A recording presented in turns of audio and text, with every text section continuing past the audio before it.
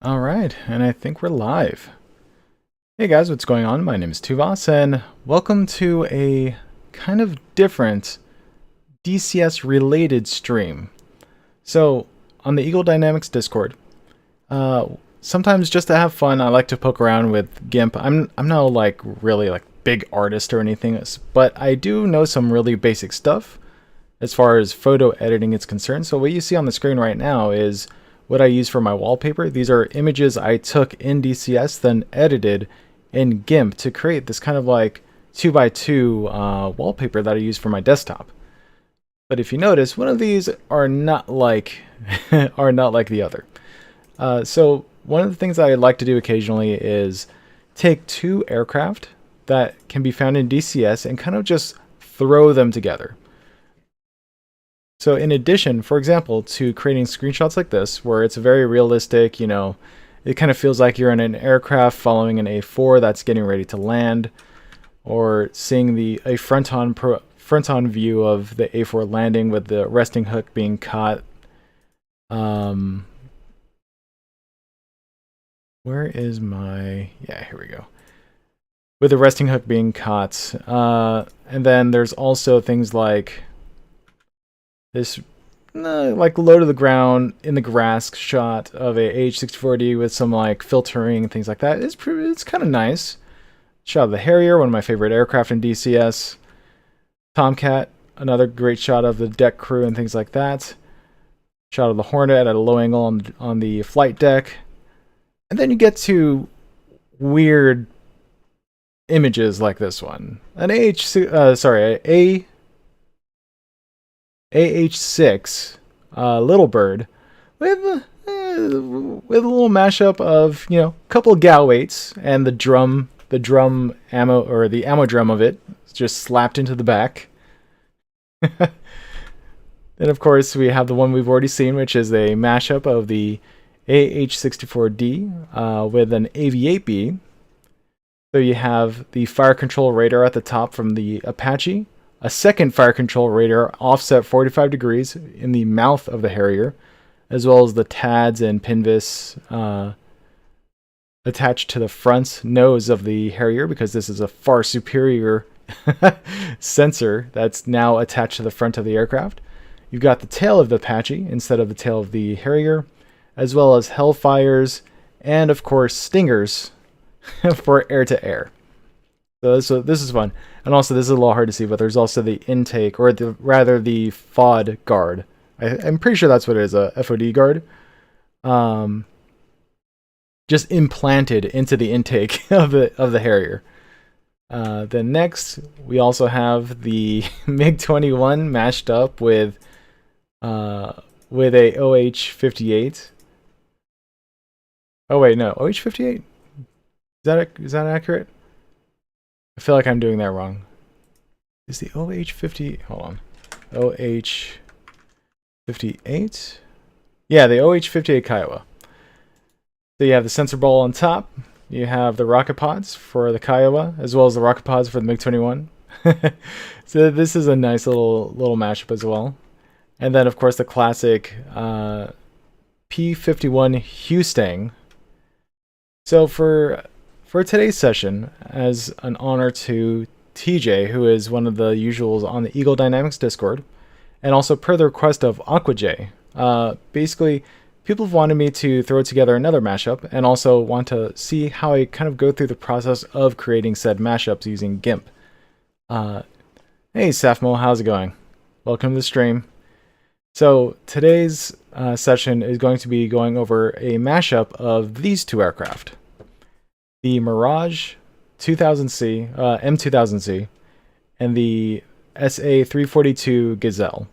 Two French aircraft, just waiting to be slapped together to see what we can create in a brand new aircraft. Now, I will admit, this can get a little complicated. It can take a while to throw one of these things together, but we'll just see how long it takes. We may not be able to finish tonight because it's already like 10 p.m. for me. And I'm going to be signing off no matter what at around midnight. But let's see what we can throw together, and hopefully this will be entertaining for a weird change of pace. So let's see what it takes to get started in creating a mashup of these two aircraft. Alrighty, so first off, we're going to need to take a couple screenshots. One of the Mirage 2000 and one of the SA-342 Gazelle. But first, let's go ahead and open GIMP.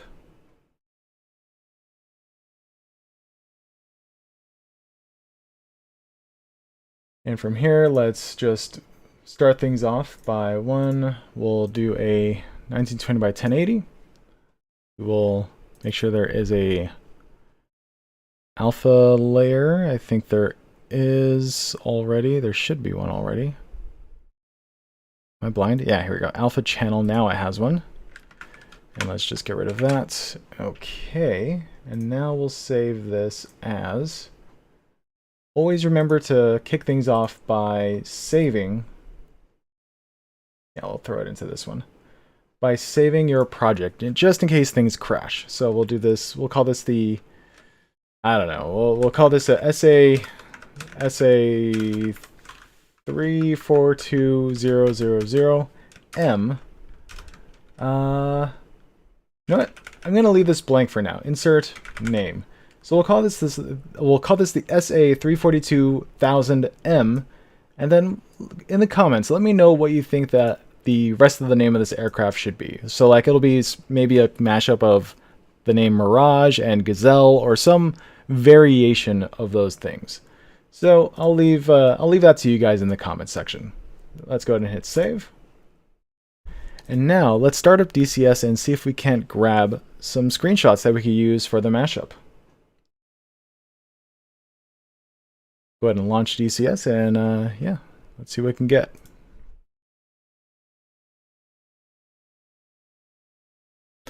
Oh, also I'm going to kick off some music because otherwise this is going to be a very, very quiet stream. So I'm going to have some music going in the background. In fact, there we go. Now you should be able to hear the music. And let's turn that down to about 50%. Yeah, there we go. Now, supposedly, this is no copyright lo-fi hip-hop chill mix 2022. So hopefully that remains true for the actual stream and recording. Okay, so now we will need to take actually what we will need to take is several screenshots in order to get the different assets that we want to throw together into a single image. But for now, let's figure out where we want the setting to be. So I'm thinking Nevada. I kind of like the deserty feel, and honestly, Nevada doesn't really get played all that often anymore. So I'm going to use this guy as the backdrop. I don't know if we're going to use Vegas, but we're at least going to use kind of the deserty plateaus or whatever that are in the background behind Vegas. Oh man, where is Vegas? It's over here, like these plateaus here or something. Uh-oh. Come on, DCS, you can do it. There we go. So, let's see. Oh. Every time I zoom into another layer, it takes a while to load in. Okay. So let's see what we got. So we'll place a French Mirage 2000 over in this direction. And 2000. We'll make this a player so we can control it. Or actually, you know what? Probably client. Because we'll want to control both it and a Gazelle as needed. Now, as far as the colors that we want to work with, it kind of makes sense to do similar colors between both the Mirage as well as the Gazelle. However, I kind of like the contrasting and dissimilar, you know, body colors of the individual aircraft so that they look completely different from each other when they're slapped together. So you can easily tell which parts are Gazelle and which parts are Mirage. In fact, before we go anywhere else, let me make sure this guy has been cranked up to something that's better. So we'll go high textures, high terrain textures, don't care about water, heat blur. Let's go high, we'll go medium shadows. Don't care about secondary shadows, MSA, that's fine. I mean, technically, we're not going to be playing anything, so if we just crank everything, because we don't have to worry about FPS, right? We're just getting still screenshots. So we'll knock that off, knock that up. Not that this matters, but we'll set that to max. SAA, oh man, this is going to run horribly. Turn that on, we'll turn that on. I don't care for lens effects because I can add that later. Secondary shadows, sure, we'll turn that on, but I think that's meant for carriers. Let's set shadows to high. Water shouldn't matter because we're not going to be anywhere near water. Crank that. Leave that alone, leave gamma alone. Okay, we'll restart DCS, and we'll work with those new settings. I mean, it's going to run horribly, but we'll just use it for getting just the right shots.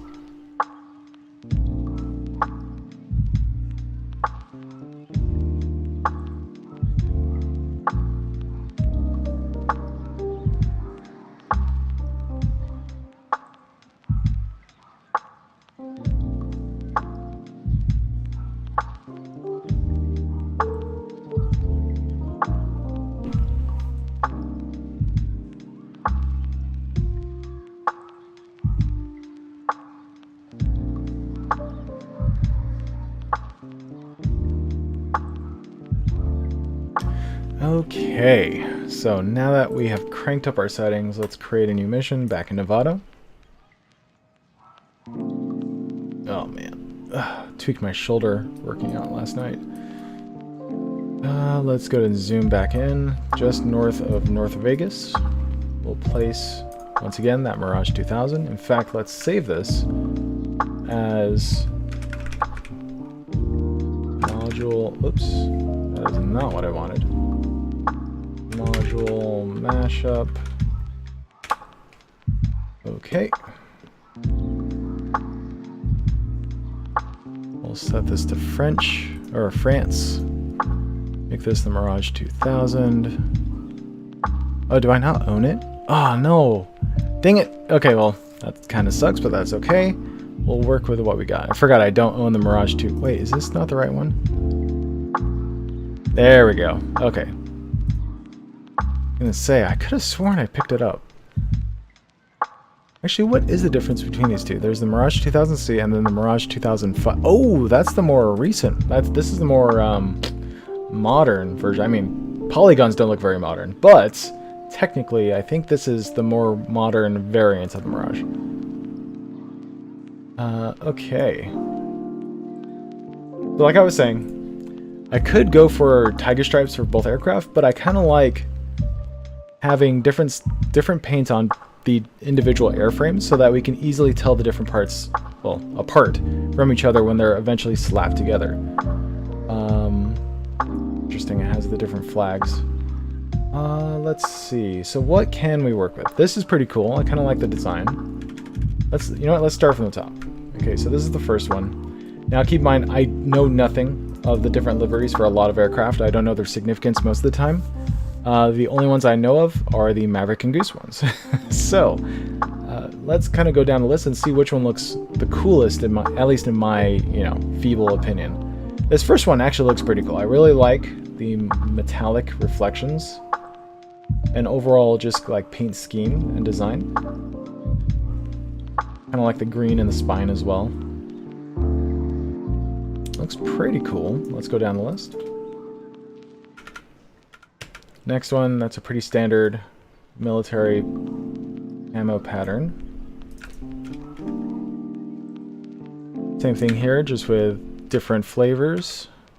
Slightly darker, but same idea. We're back. And now we have a desert version, or dirt or desert version. Now this is a plain gray. Simple, but probably not what I want to go for. Of course, we have the really out there tiger stripes. Whatever this is supposed to be. It looks like it's supposed to be like a... Oh, it's supposed to be the face of a tiger from the top. I see. That's kind of neat. I mean, I don't really want to go for tiger related though, even though it's probably the most visually appealing. That one's pretty cool. I kind of like that one actually. Okay, that might be an option. So Tiger Meat 2010, Greek Air Force, UAE Defense Force, and that's it. You know what? Let's change this to Joint Task Force, because I think this is guaranteed to have all the skins, but I think we may have seen all the skins already. Yeah, we've already seen all the skins. Okay, so I'm probably going to go with either this guy or the first one. That's probably a little too dark, because that does look like it's just straight up black, and that generally doesn't show up too well in these kinds of images.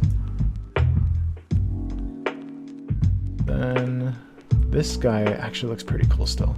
Yeah, let's go with this guy. So we'll make this the skin that we work with. Let's change the time of day, because I kind of like these sunset hours, because it's golden hour, it tends to look better for screenshots.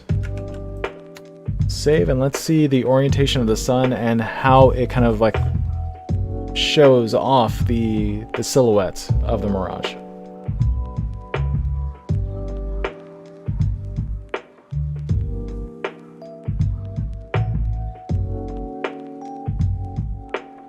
Oh wow, that is way earlier than I thought it would be. Let's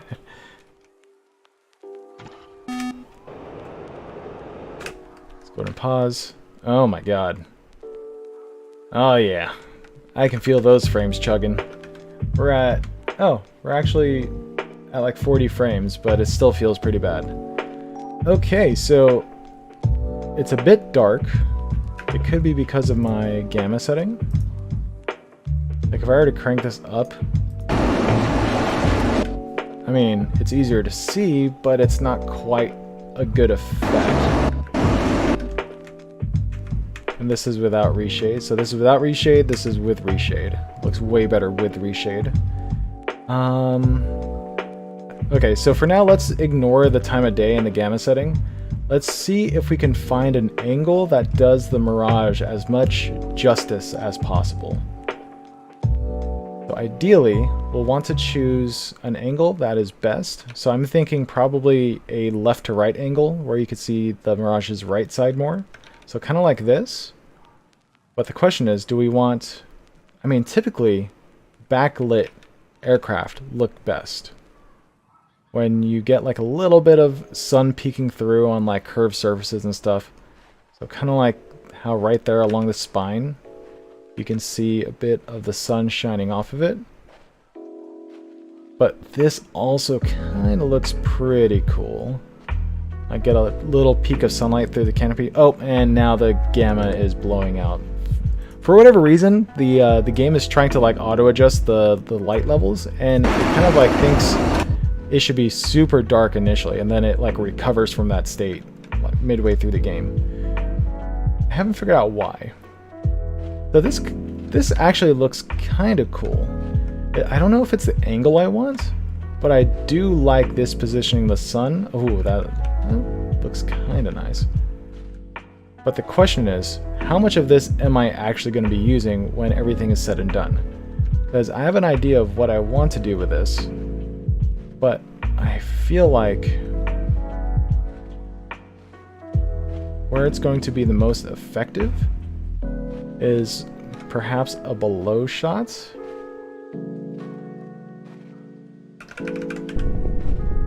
So let's turn the Mirage somewhere around here and see if this gives us a better angle to... Ooh, look at that. It definitely gives us a better angle to work with. There's also down here, you have plenty of light. You're able to see it just fine. However, the intakes are not very visible. I mean, this is a pretty good shot right here. Like, this looks super nice. And keep in mind, I'm only focusing on the Mirage itself. I don't care too much about what's in the background at the moment, because I can always replace that with something else. So for now, all I really care about is getting just the right position of the Mirage to then be used to kind of like just start slapping on parts of the Gazelle onto it. That little shine on the cockpit. But the question is, am I going to use the cockpit still? And I'm probably not. So we can get this shine somewhere else where it counts. And let's see if we can do that. Get a different light angle. We don't want the sun blowing out anything because we need to be able to use what we capture. And this isn't bad, but then we lose all the paint job. We could do a backward shot, but that generally isn't a great idea as far as screenshots are concerned. Like, from behind is usually not a great option. Oh, you know what? Let's try doing this. We'll change the time of day from sunrise to sunset. So over here somewhere. Let's see how that actually turns out.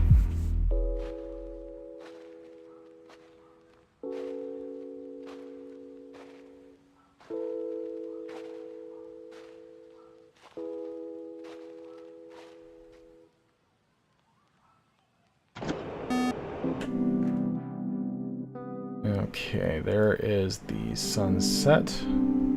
Oh, it's straight ahead. Interesting. So not a great shot. So I might have to change the orientation of the Mirage. Where is that?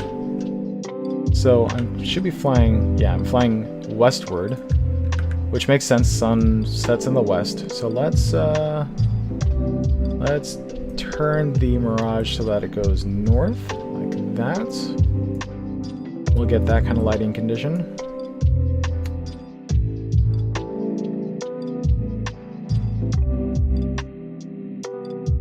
Oh, I should probably remove the frame count on the top left because that's just going to ruin the shot. And there's the darkness again. It's so weird, like, I don't know what causes that. Okay, get rid of the FPS counter. Alright, hold on. Bump this back up until it decides to finally kick back in. Okay, that's not too bad. Let's ooh, I kind of like that. We get a little bit of the fuselage shadow on the wing, although it's entirely possible I'm going to be getting rid of the wing. What if we were to roll the other way instead? Doesn't look too bad, actually. This. You get sunlight on the opposite side of the fuselage while you have shadow on the near side. We get the side with a probe as well. Really wish this lighting would kick back in because that's kind of annoying that's still doing that. Let's zoom out and then, or rather move out and then zoom in to get a kind of a different kind of perspective on the aircraft. It changes the dimensions or like the perspective a little bit by zooming in. So if you notice, the back end of the Mirage appears to be bigger than it used to be relative to the nose. But if we were to do that and then move back in, now it looks smaller relative to the nose. You could change the overall appearance of the aircraft by playing with the zoom levels. Let's go with that kind of zoom level and then go back in. Then we need to get just the right angle and then wait for the colors to snap back in, because I think this position is kind of what I want. And I could probably work with this. If not, I could probably do something like, maybe like that actually. A nearly frontward shot.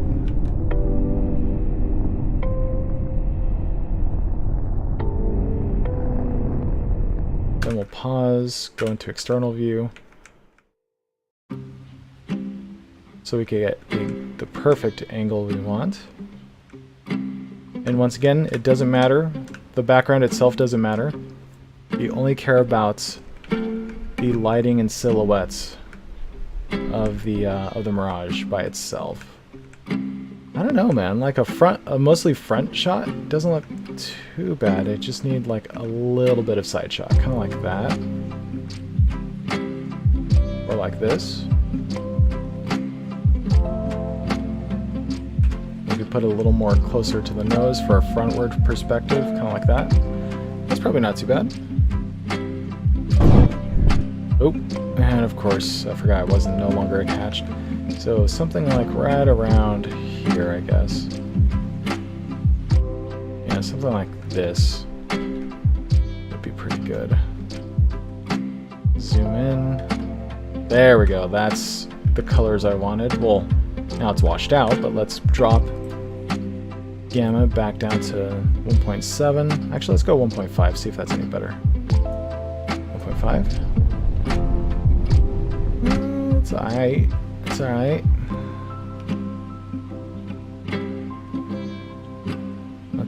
Let's zoom back out just a little bit. Then move the camera back in. Move the camera back out, but zoom in. I think I prefer the camera moved in and then zoomed out slightly, like that. Okay, now the question is, do I want this way? Do I want this way? I mean, it looks pretty good, to be honest. You just miss out on all the tiger stripe stuff. I mean, there's, of course, the side profile perspective, but not quite what I'm going for.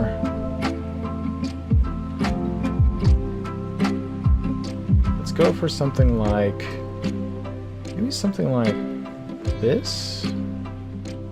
Yeah, this wouldn't be too bad. It's mostly a forward-facing or front-facing shot. We'll zoom in a little bit.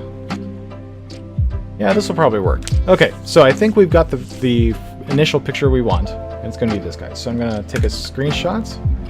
Then I'm going to put it into GIMP, make sure it pastes. There it is. You guys can't see it, but I just moved it into GIMP. Oh. Let's do image. Fit canvas to layers. There we go. Okay. Layer to image size. There we go. Okay, so the initial image is going to be pretty big. Then we'll scale it back down to appropriate levels. Okay, so we got the initial picture we want of the Mirage. Now we need to get a similar conditioned SA-342M Gazelle in order to work with similar lighting and similar perspective. In fact, let me double check the perspective on this. So if I were to default the zoom, so we're about that far away and zoomed in to fill in most of the frame. Yeah, I could work with that. Okay, cool. Now let's go to quit, mission editor, and then we'll put a gazelle. Same general location, same direction. Change it to the SA-342M. Change it to France as well, because it'll probably have the most options as far as liveries. Let's show you what we've got here. So we have the general combat livery. Pretty close to each other. Kind of like that one. Nice and simple.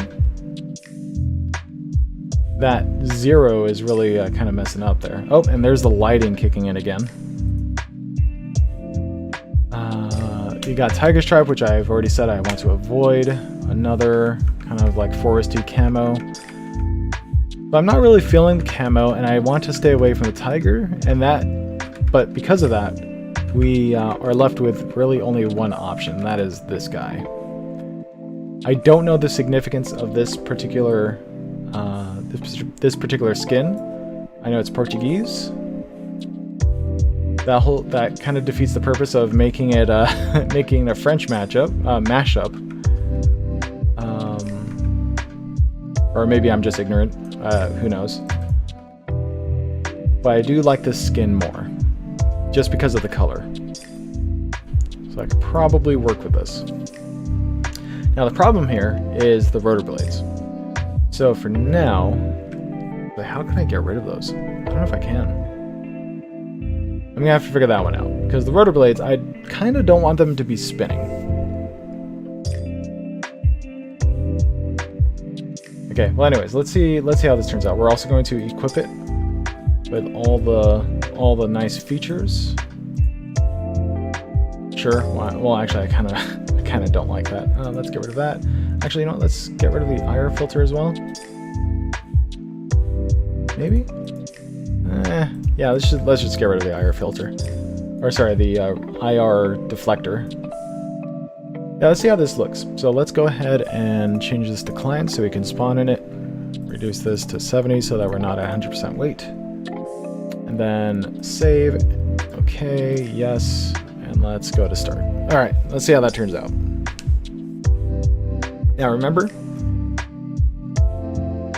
this is the perspective that we are working with, and we want to transfer this or capture a similar photo for the SA-342M. So it'll be a slight right roll and a mostly head-on shot. Yeah, we can work with that. Okay, here we go. The 342M.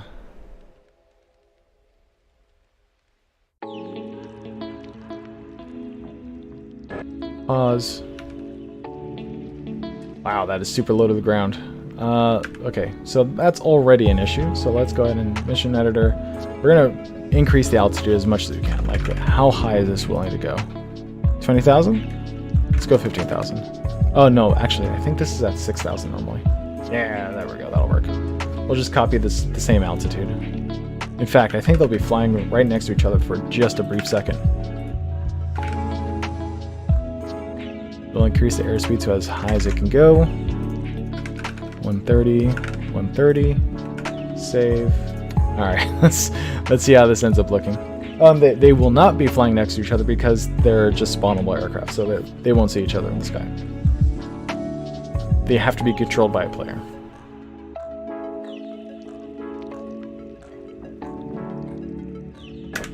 Pause. Okay, similar lighting conditions. Once again, I have to wait for the lighting to kick back in. In fact, what is the active pause option? Active pause is left shift, left windows, and pause. So we'll do that because I want to turn this guy on so that the camera is actually working. Turn that on, turn that on. That's on.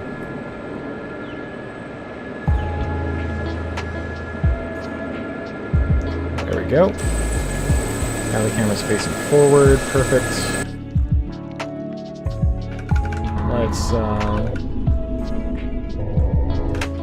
Let's try to get the rotor blades so that they are kind of in a quote-unquote delta wing shape. Yeah, that's probably as close as it's gonna get. Now we need to. First thing we need is to wait for this freaking coloring to kick back in, because right now it's way too contrasty. So in the meantime, let's go to options. Oh wait, did that just kick back in? No, it didn't. Options. Let's knock this back up to 3.5. Okay, and then active pause off. Then we'll roll the aircraft to the right.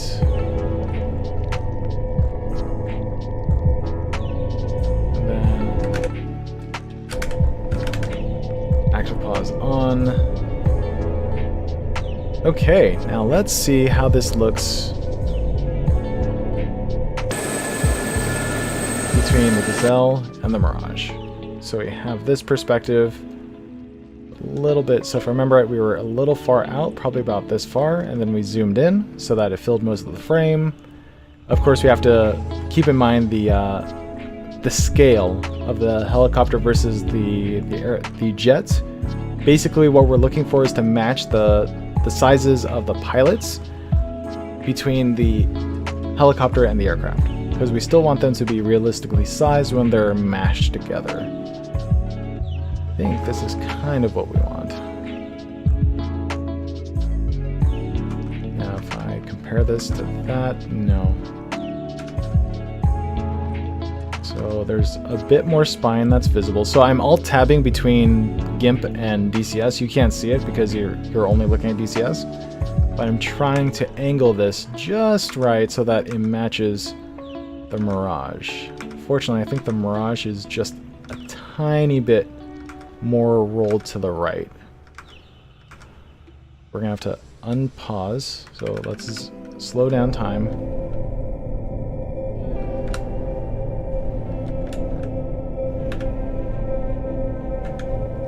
There we go. I think that'll work. Yeah, there we go. That's the roll I want.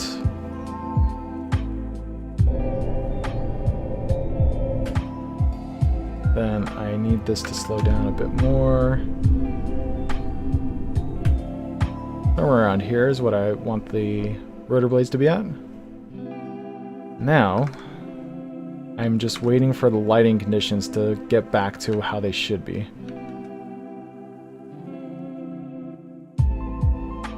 Then we'll do active pause. Yep, active pause is now on.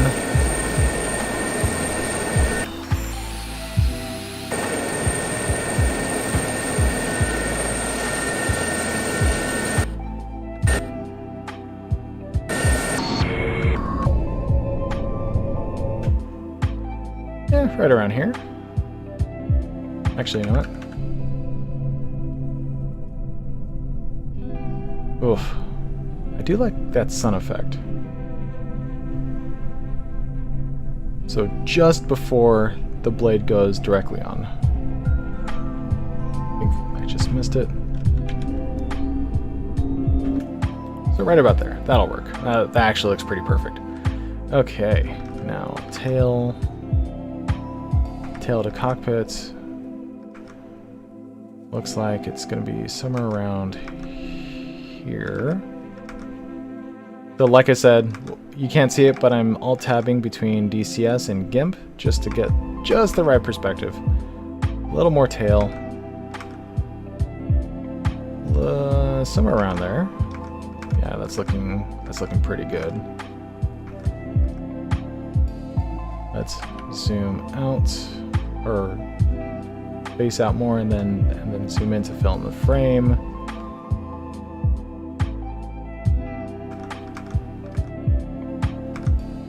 In fact, let's zoom out a little bit. Well, no, we'll zoom in and then move away again. What I'm trying to do is I'm trying to get the pilot, so the co-pilot head, to be the same size as the Mirage pilot head. Fortunately, I have to go pretty far out for their eyeballs to match. But I'm getting pretty close. I think that'll do.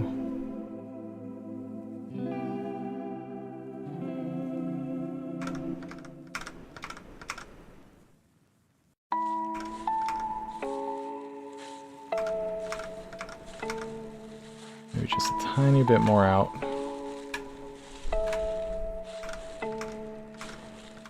That's looking pretty close. Tiny bit more in. Just do a little tap. There we go. I think that's what we want. Now we just need the light to... Oh no. Now we just need the light to kick in. I just need to find the correct angle. Something like right around here. Yeah, that looks pretty good. Okay.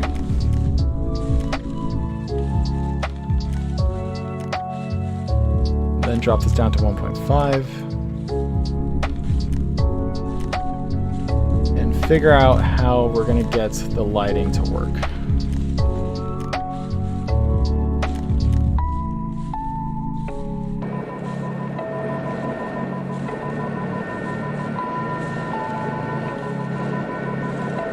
All I'm doing is waiting.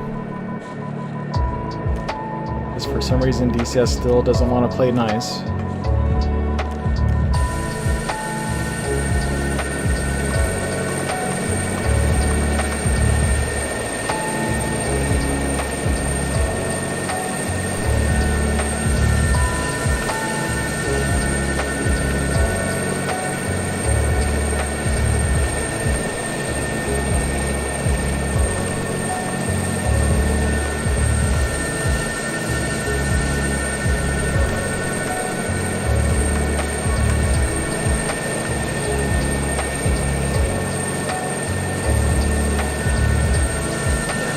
this is gonna get.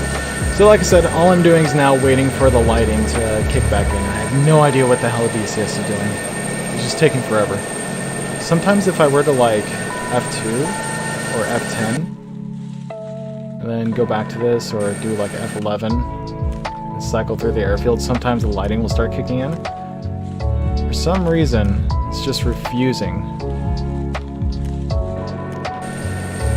Oh, wait, did it shift? Almost looks like it did. Let's go options. Let's go 1.7. Yeah, there we go. It did.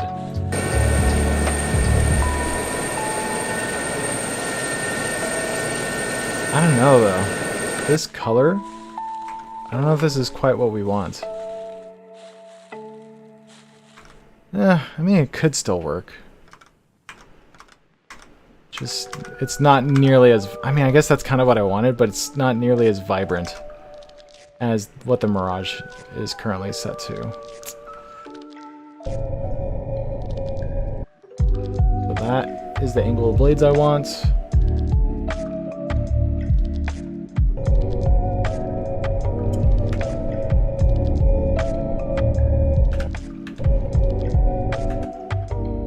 Right about there. This is default DCS colors, which is kind of more what I was looking for. Like without reshade. So this is with reshade, this is without reshade.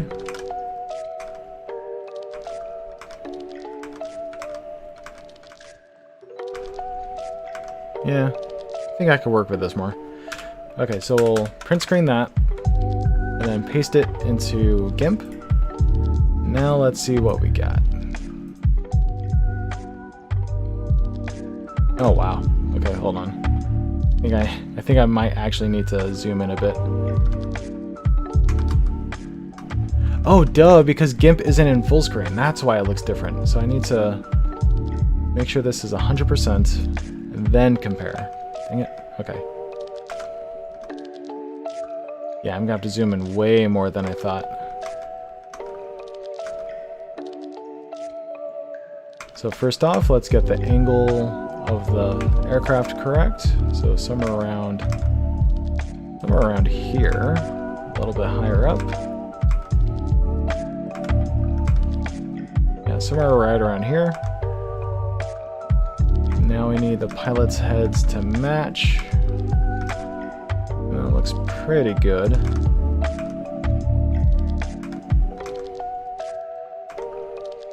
little more to the left, just a little more.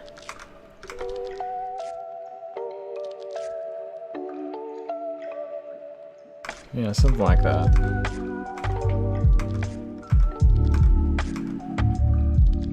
Come out just a little bit. Okay, yeah, that's what I want. Okay, cool. Now let's go here, paste that. Yeah, that's more like what I'm looking for. Got the full rotor blade in view. Now let's see how that compares. Yeah, that looks pretty good. Okay, now let's go ahead and show you guys what this looks like. Well, I'm going to switch back over to GIMP. We'll close DCS for now so we don't eat up resources we don't need at the moment. And now let's go to monitor. Okay, so this is the first screenshot we grabbed, and this is the second screenshot we grabbed. So obviously one has reshade and one doesn't, but I feel like the colors stand out a bit better without reshade for the Gazelle, but with reshaded they look way better, just because I'm pretty sure it's because of the orange that stands out way better. So we can work with this. So the question is, how am I going to translate what is available on the Gazelle and slap it onto the Mirage? Also, this is the original picture I took, and obviously it's way smaller than it should be. So I'm going to delete that guy and not use that. Nope, it's pretty close. Okay, cool. We got something to work with. All right, so next step is we need to cut out the aircraft alone so that there is no background. It is literally only the aircraft.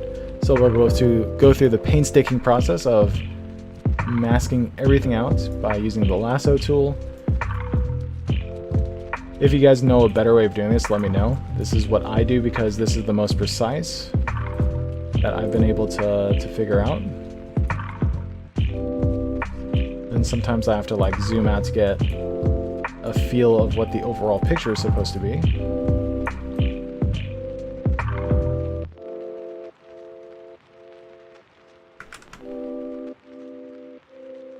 Excuse you. There we go. Okay, let's try that again. So we'll do this.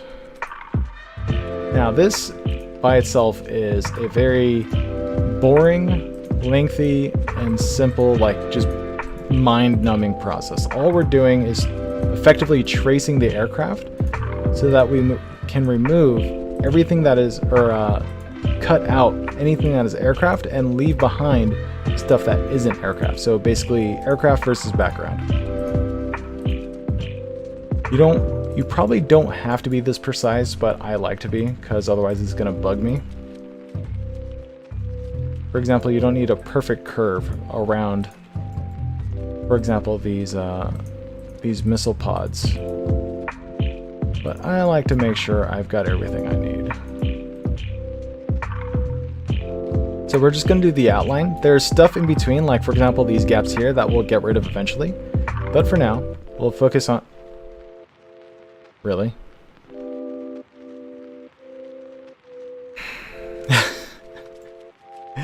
Okay, fine. We'll continue working with this. Hold on. We got this. We got this. We'll just do plus that. So note to self: don't save while you do this.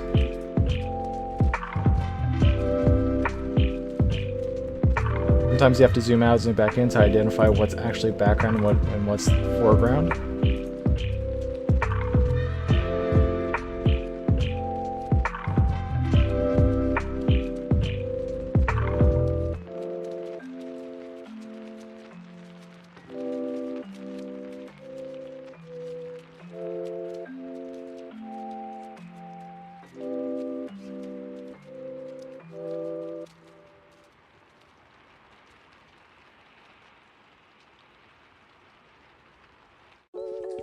Okay, and if there's any artists that are currently viewing or watching the video post live recording, let me know if there is something else I can utilize that'll make this whole process that much better.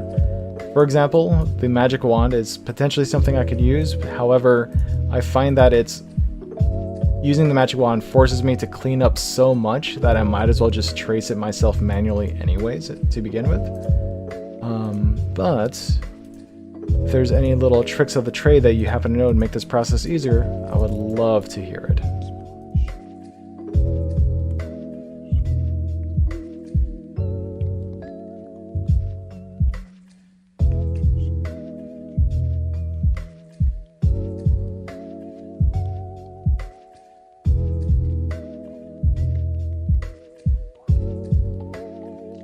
Like I said, all we're doing at the moment is we are attempting to cut out the gazelle from the background so that we only have the gazelle by itself to work with.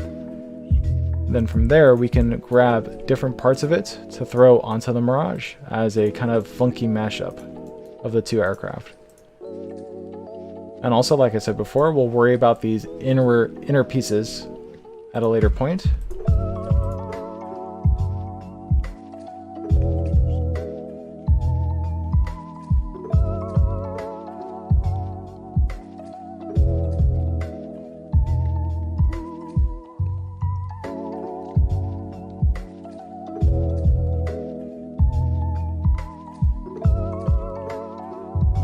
Doing is tracing the aircraft. Luckily, in the case of the Mirage, it's a very simple shape. It's basically a Dorito. So hopefully it won't take nearly as long as it needs for the Gazelle here, because there's so many like random sharp areas, especially here for like the wire cutters. Hopefully when it comes time to cut out the Dorito, it'll be pretty easy. It won't be as easy as just doing like a triangle, but close enough. It'll be close enough to a simple shape. It'll hopefully feel that way by comparison. Especially with the nooks and crannies that need to be separated out.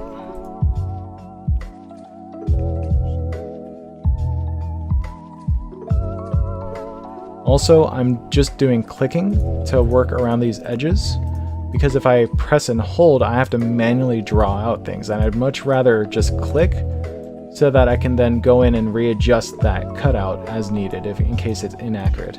It's a lot harder to do if you try to draw that particular line manually, because if you do it manually and then try to adjust it, it adjusts the whole curve. So I'm just going to do it with individual clicks.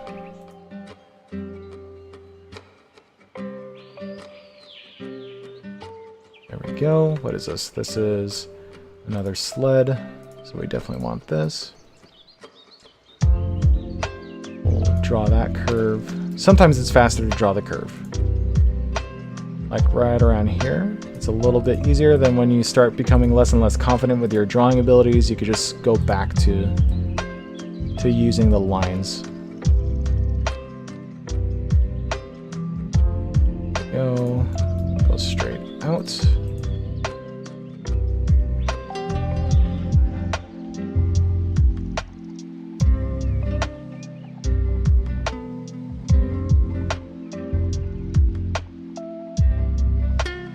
Alright, then we'll follow this guy.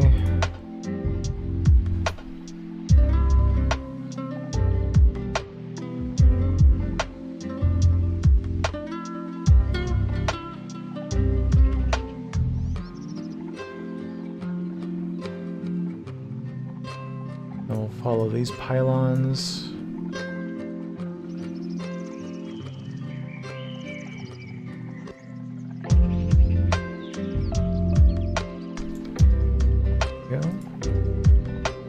It's really nice when you find a really lengthy area that's just a straight line across. It makes your life so much easier. Compared to like a spherical or a circular object like this where you have to click multiple times. But once you get to this point, if you notice, all of this is a straight line. So I can just go straight across and click once or twice. Same thing here, just go straight across and then around this way and then start clicking multiple times for the curve. And this is now a straight line, straight line.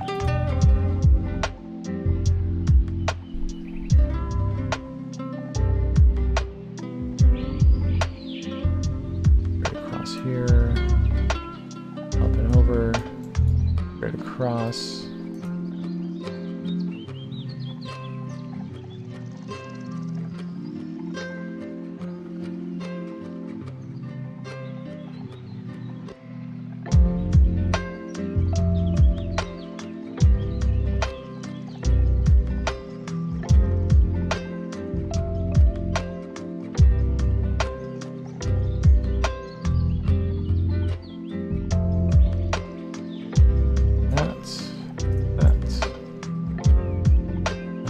We're getting pretty far along now. Now on the opposite side of the helicopter.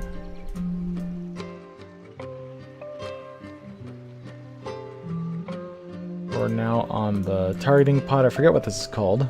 I know there's a specific name for it.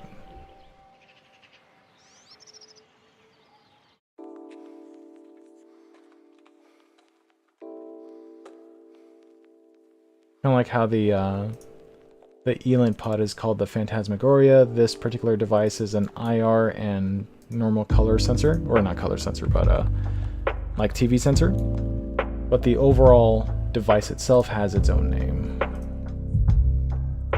This is just a straight line across, but just in case I was clicking multiple times, here's the tail, if I remember correctly. Yep. Click here, here.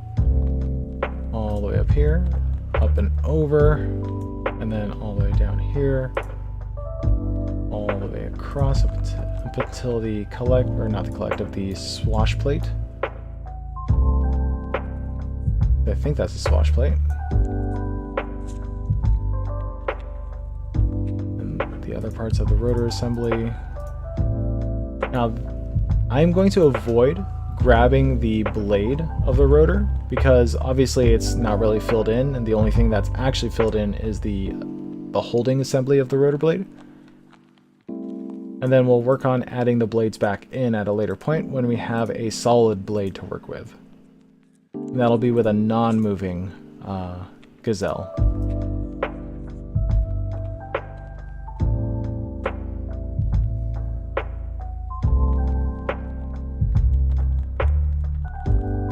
be very tough to get it into the right position, but hopefully we can make it work. Because the blades are kind of like an integral part of identifying a helicopter. And if you can't use it in this mashup, then there's no point.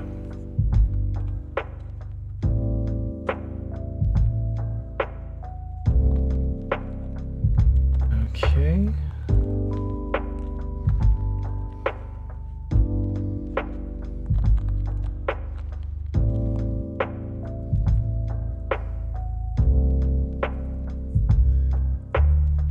Looks like background. Yep, that's background.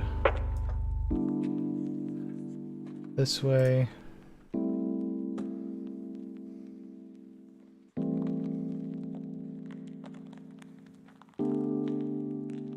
Up, up, go up, go. Around.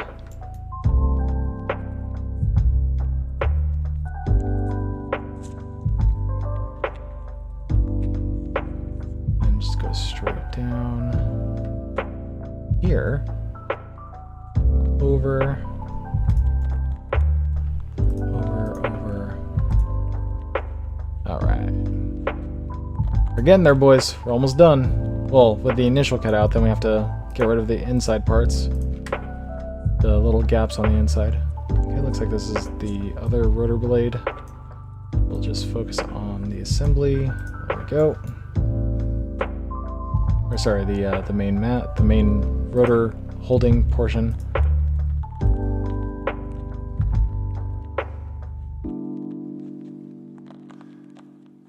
What is that? That is the tail.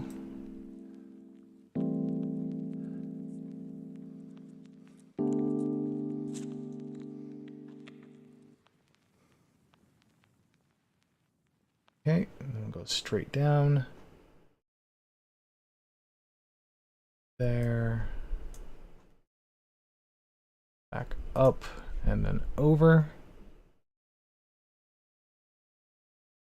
Then down.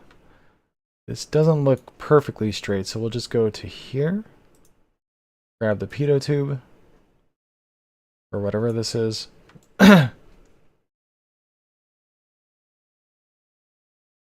Alright. What is that guy? Yeah, that looks like it's part of the Gazelle.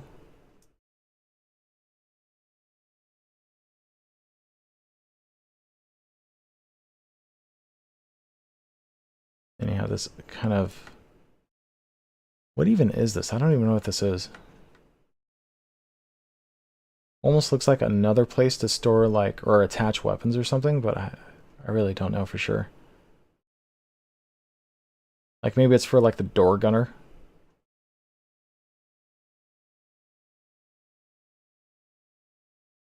We'll only follow the outermost lines. I'm not sure what I'm going to do with this. It's going to be difficult to include this. I might have to draw those lines myself over again. Okay, we are now getting towards the end. So what I'm going to do is I'm going to go straight over and complete this. Then I'm going to cut out the areas that we don't care about. So for instance, let's cut out this section because it's going to be one of the easier ones. By holding left control and then clicking, then it gives you the minus key or the minus symbol. And that's how you know you're removing a selection instead of adding. There you go. That's how you know it's now removed. Do that so that it sets up the selection from separate from the lasso. We'll cut this part out. We'll go straight down like that. Then back up.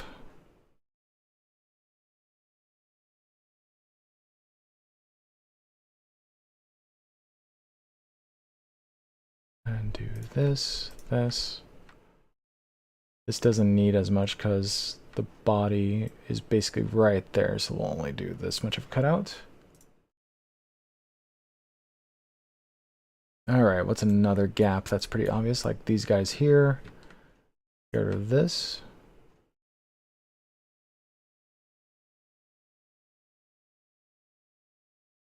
Straight line. That is also straight. Probably go like this. There we go. The same over here.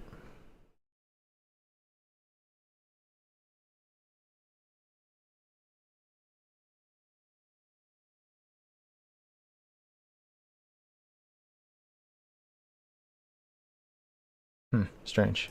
What if I didn't press Control to remove it? There we go. I think I have to worry about the gapping. Oh, I'm gonna hate myself if I don't. Okay, let's just do it. Do this, this, this, and that. Good enough. Same thing here. Follow this curve here, then straight line. Follow this curve.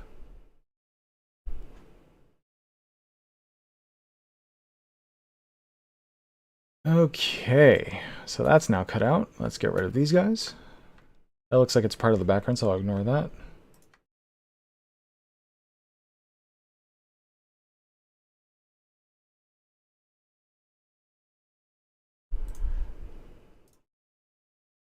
Nice and easy. Oof, that music just cut in out of nowhere. Do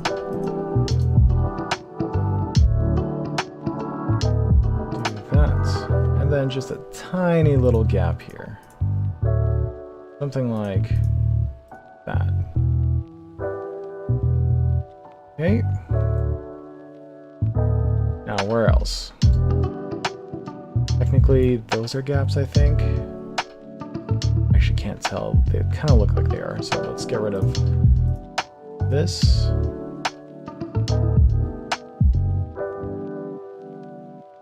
Get rid of this.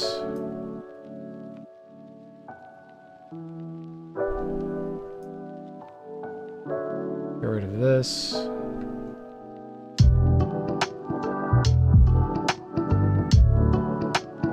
And that should be good enough, to be honest. Maybe get rid of these. Actually, yeah, let's just get rid of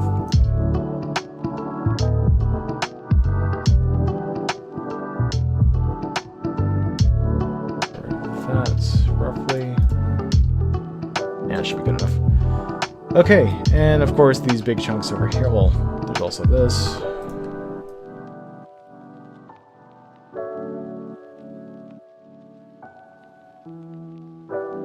At some point you start getting lazy because you can't be bothered to be this precise all the time.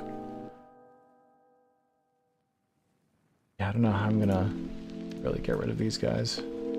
I kind of need the wiry shape to convey the sense that there is, in fact, wires stretching across here.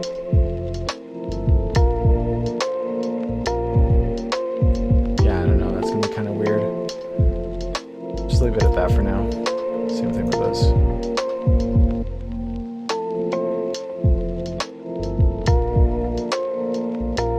Could just do the whole thing. Yeah, let's just do the whole thing. Then if I need to, I'll add in like little wires there myself using the paintbrush. Do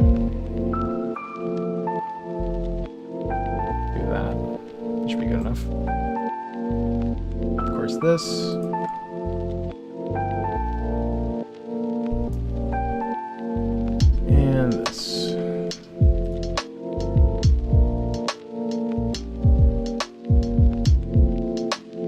Bring that around. There we go. Over here.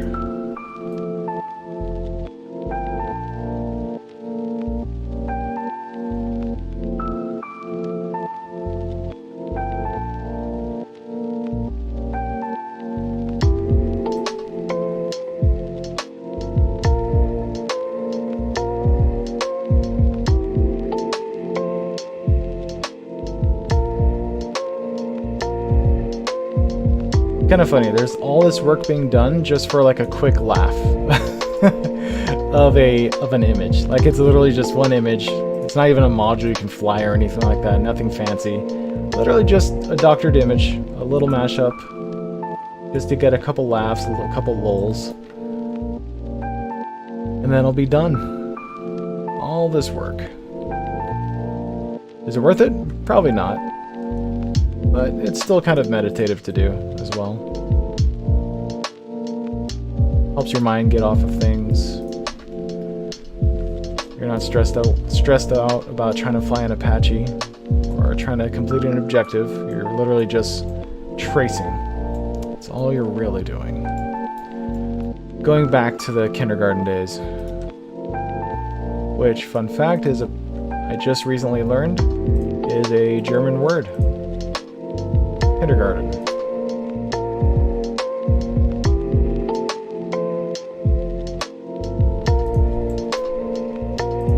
Which, now that I actually think about the word itself, yeah, it totally makes sense that it would be German. It's just, I've never questioned it before, because it's just always been a word that has been in my language for as long as I can remember.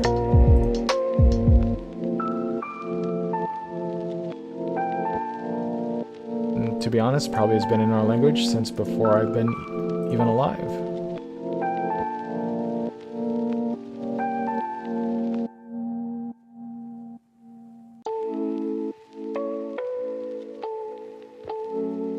Alright, I think that is the majority of the aircraft finished. Once again, I am forgetting about the blades themselves. All I care about is the solid objects, because as you can see, this is a little bit translucent, so I don't care about it. I'll add it back in later.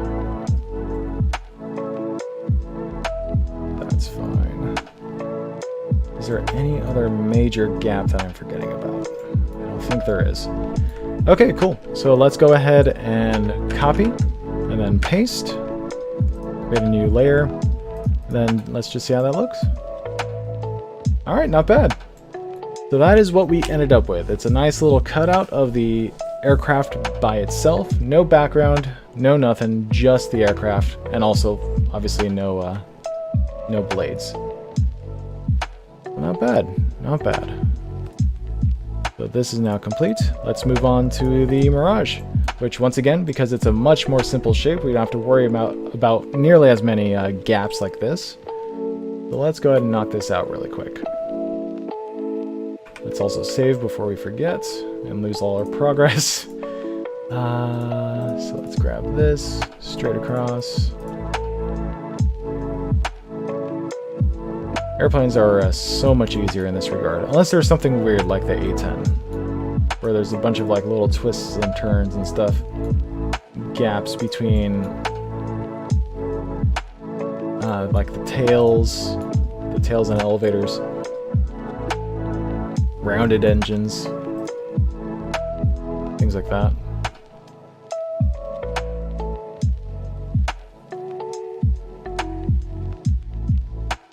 What is this? Oh, I think this is the parachute. Oh, not the chute. The drag chute section. I assume the Mirage has a drag chute, if I remember correctly. And this honestly looks like it's just a straight line all the way across. Let's see. Yeah, it looks like it. Up until about here, then starts curving out. And this goes that.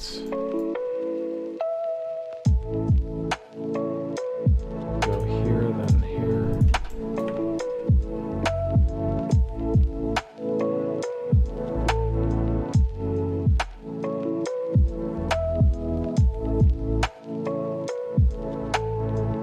Goes out here.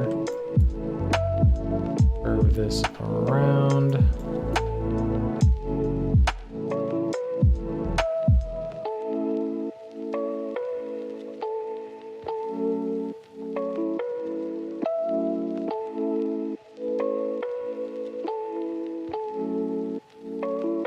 That out, curve it around, bring it back in. Hey Win, how's it going? Welcome. Welcome to one of the most boring streams in existence.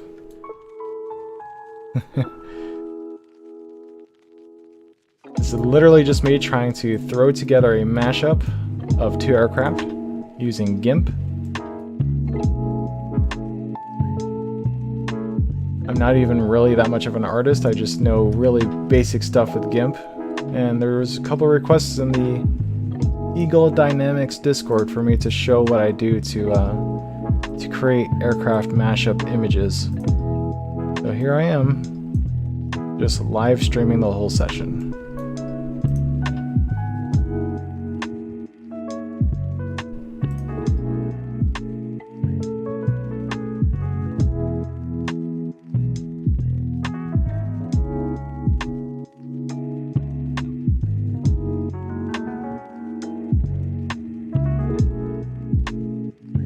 What I keep forgetting is making sure to set the comments, the speed at which I am able to read comments, to something that's a bit faster so that it's more real-time and interactive.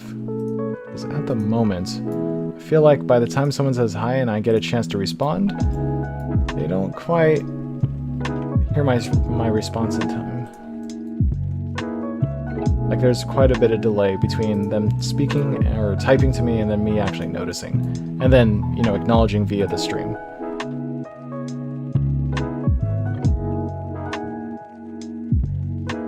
Okay, then we got this rounded edge. Kind of don't like the glowiness of this. And I'm wondering if whether or not I should actually like include it. Maybe a little bit of it, like something like this.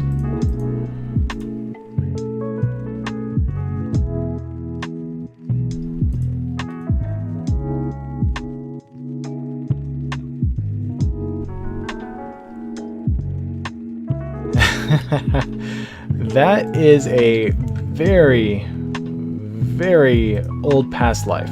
But yes, I used to be part of GR. That was a very, very long time ago, though. If I recall correctly, I did create one of the Harrier tutorials, and was kind of like the lead demonstrator and like and teacher of a couple of the early Harrier tutorials. But yeah, that was a long time ago in a past life. That was like 2016, 2017 era, maybe 2018. But hey, I hope those videos are still helpful. I recall putting in a lot of work on those things, and if they've withstood the test of time, yeah, that'd be good enough for me.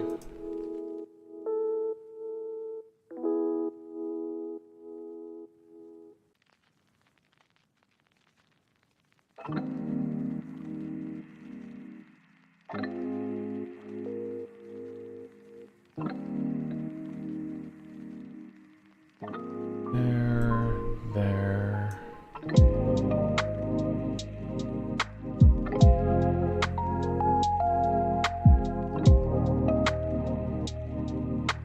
In fact, I remember way back when I was first starting DCS and really getting into it, I really looked up to the folks in GR as like, oh man, this is what DCS online gameplay can be like. A bunch of friends getting together, doing fun missions together, doing wacky stuff, not entirely serious, not trying to be like roleplay or milsim or anything like that. Just a bunch of people who think they can fly planes, screwing around and having fun. And honestly, that was really a fun experience. I don't regret that at all. Being part of GR and that aspect of flying together as a community of other DCS players, whether you're brand new or veterans of the game, you're still having fun together. I have a lot of great memories with them. Those are some fun times. Again, very early on. This is before they blew up so much on YouTube.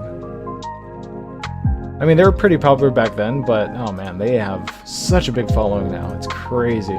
Especially with Top Gun Maverick, bringing in a bunch of new players. And of course, the events of the war and all that.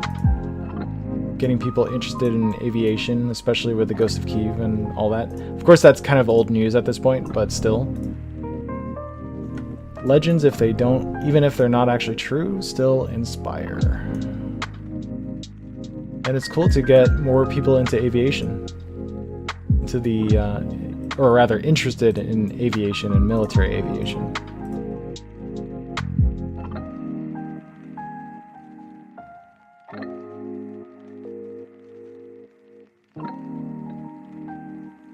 Yeah, I just picked up the Harrier and they were helping out. Hey, good to know, man. Good to know they're still helping out. If you have any questions, let me know. If there's anything about the Harrier that doesn't quite make sense. I know quite a lot about, well, a decent amount about it. I can't say a lot about it because I haven't really delved that deep into it as of late, but I should be able to still help out here and there. Wow, this is just a straight ass line of pixels here. So let's just go all the way across and just assume it's going to be good enough. In fact, probably like right around here is probably good enough. I think this is when it starts curving a little bit. Then bring this down. And then draw this around. And just like before, we'll include part of light, but not all of it. Just enough to get the point across. Because you have to deal with opacity levels, especially when there's a background involved, and I really don't feel like dealing with that. Pretty sure this is straight as well, but I'm just going to keep on clicking just in case. Like right around here is when it looks like it curves a little bit. Oh, and just like that, we're at the beginning. Wow, that honestly was way easier than than with the Gazelle. All right, so let's go ahead and do that. And all we need to do is chop out this tiny little section, and we should be good to go to cut or to copy the cutout.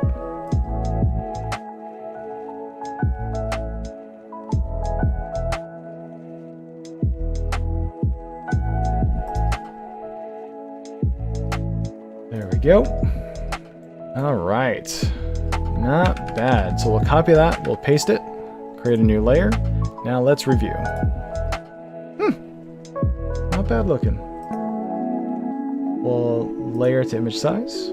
Same thing with this guy. We'll layer to image size. And now we have two aircraft cut out and side by side. Here you can tell that the perspectives are just about right. So if I were to like make the opacity just a little bit there and overlay the pilot faces over on top of each other, they are right around the correct size between both the helicopter and the jet aircraft. So this is looking pretty good in terms of scale. So now all we need to do is start figuring out how we want to take this and throw it onto this. This is where things get interesting because they don't always work out the way you plan. But let's see what happens. Let's see what we can do. So first things first, let's go ahead and call these the masters. So master, master Gazelle, I guess. Basically the do not touch this layer Gazelle, and then master Mirage. And then what we can do is we can copy and make another paste. Then this is the layer we can edit. So Gazelle 1, copy paste, make a new layer, Mirage 1. Then in fact I'll do that, and then add layer attributes, and we're gonna lock everything so that these really cannot be touched, because I need these to survive no matter what. Okay, cool. These guys I'm going to put together. Background I'll leave alone. Okay, now what can we cut out of this guy and slap onto this guy? First things first, I really want the cockpit. The cockpit of the Gazelle to be on, like I want this to be the cockpit of the Mirage. So I need to find a way to get them to kind of meld together seamlessly. So let's see if I can figure that out. By kind of making it a little opaque, like opacityness, a little see-through, and see where I can position this so that I can utilize parts of the Mirage and incorporate it into the Gazelle. So for instance, I could probably take the existing backside of the canopy and incorporate that into the look of the Gazelle. But then I will stretch it down into this area so that the intakes of the Mirage are still visible. In fact, let's trace that all the way down here, just like that.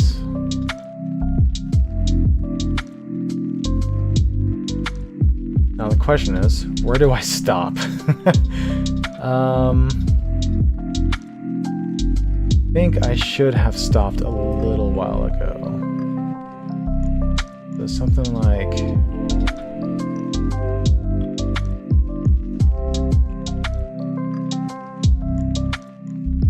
Probably do... Actually, I could probably just do that. It'll look kind of funky. I don't know how I'm gonna do this. Let's click away.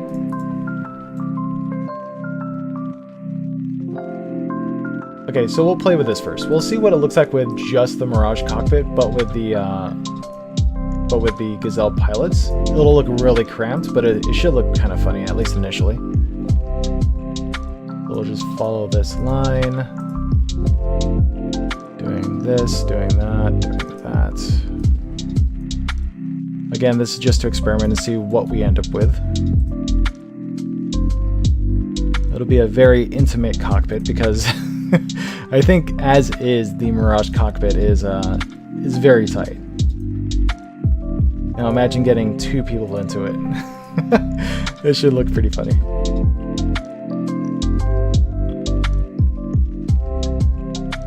Again, this is the probe that we definitely want to keep because I'm all about that air-to-air refueling.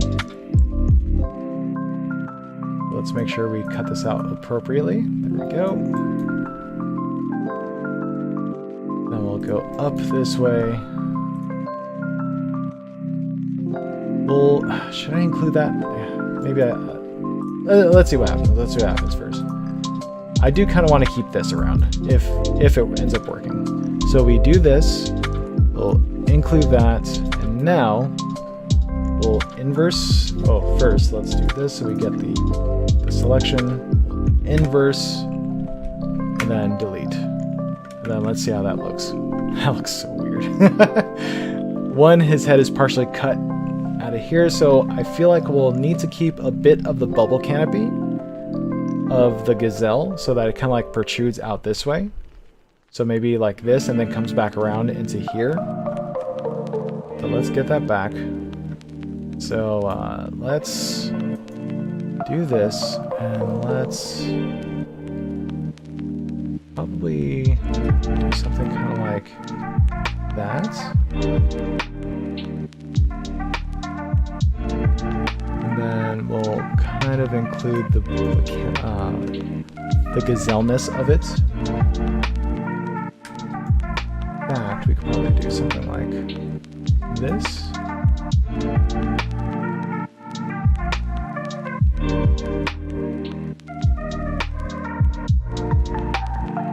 don't know how that's gonna work. I might have to manipulate this part of the Mirage so that it covers the leg of the Gazelle pilot. So first, let's see how much this needs to expand.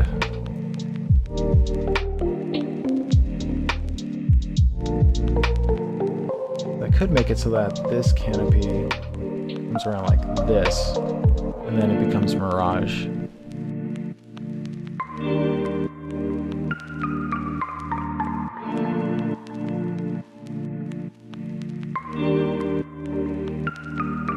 Or I could make it like an open top.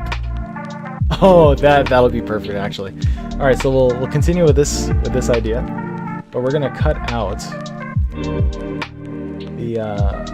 this part of the canopy so that this remains on the original Mirage, and it'll basically be a convertible. Hopefully it turns out well, because the problem is that we also have to deal with the glass that exists on the Gazelle as well. But hopefully there's a way we can mitigate that look just a bit. I'm hoping it just works out regardless. Let's see what happens.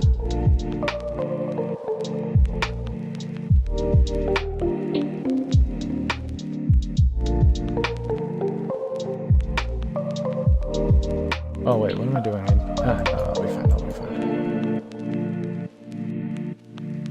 Angle it down.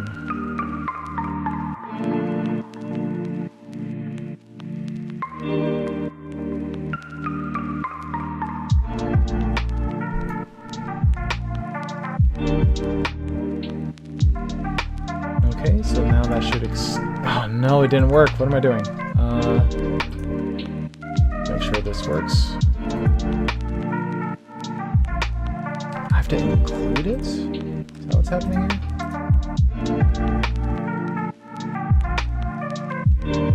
Just make sure this works before I spend more time.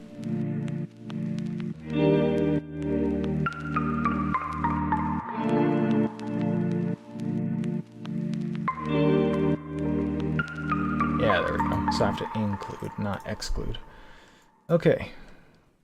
Include.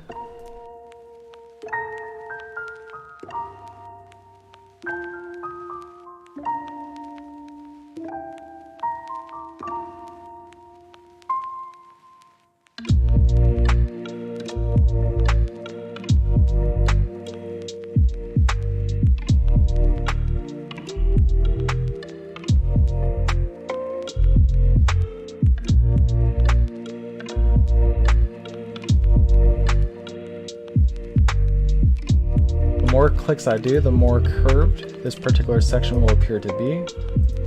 I don't have to get crazy with it or anything. Okay, there we go. So that is kind of what I wanted. Now let's see how that will affect the look of this. Let's delete. Okay, that's looking interesting.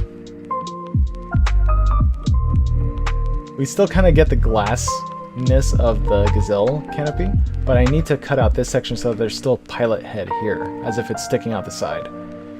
Ah, man. This glass portion is really going to be throwing it off, but it's fine. Let's see.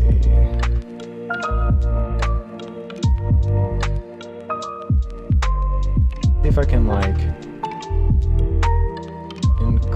Is it include or exclude? I think it's... exclude this section. So let's get the pilot head.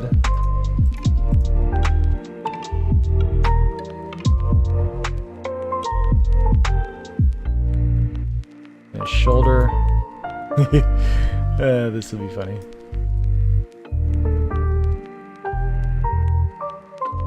Then I think... honestly, I think I can actually just call it there. This. Okay. We'll include this guy. Oh. I meant exclude. Exclude.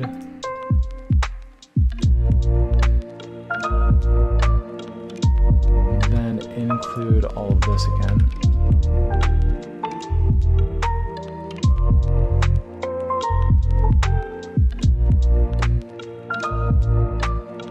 There we go. I think that's what I want. So let's see how that turns out. Delete. It's like his head is just sticking out the cockpit a little bit. I don't know if I like that. Maybe I should include his shoulder just like sticking out of the side of the aircraft. Let's see if I can work that in. I think this is exclude. Is that correct? Yeah. Exclude. Let's include his arm just hanging out the side of the cockpit here.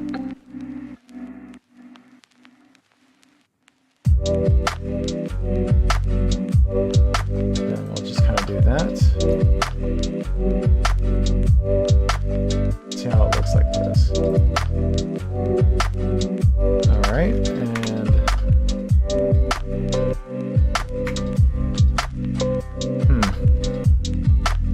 This doesn't quite make sense. You know what? I might just... I might just get rid of this brace and just have their heads sticking out. Does this... I just have to do this. Does this get rid of it? Yeah. Wait, no. It has to be exclude. Get rid of this brace for now. Yeah, that turns out. Okay, yeah, that's looking better. That's looking better. And now I need to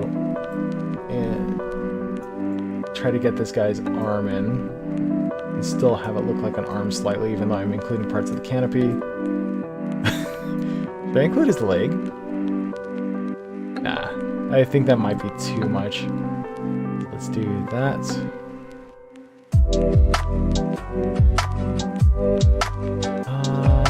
And then just complete it. There we go.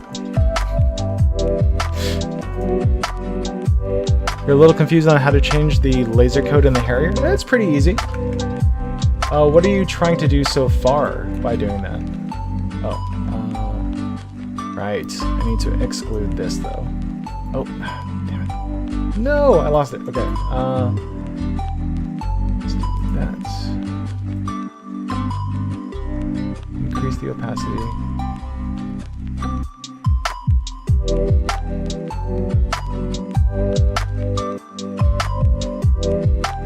Then decrease it. But it ignores the refueling probe. Okay, that's what I want.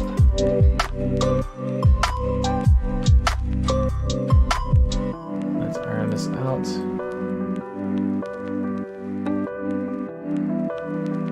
Okay, so the laser code in the Harrier, when you do sensor select to use the, oh, you're trying to lock onto a buddy's laser. Okay, yeah, so if you do sensor select, where's my sensor select, I think it's down. Yeah, it should be down.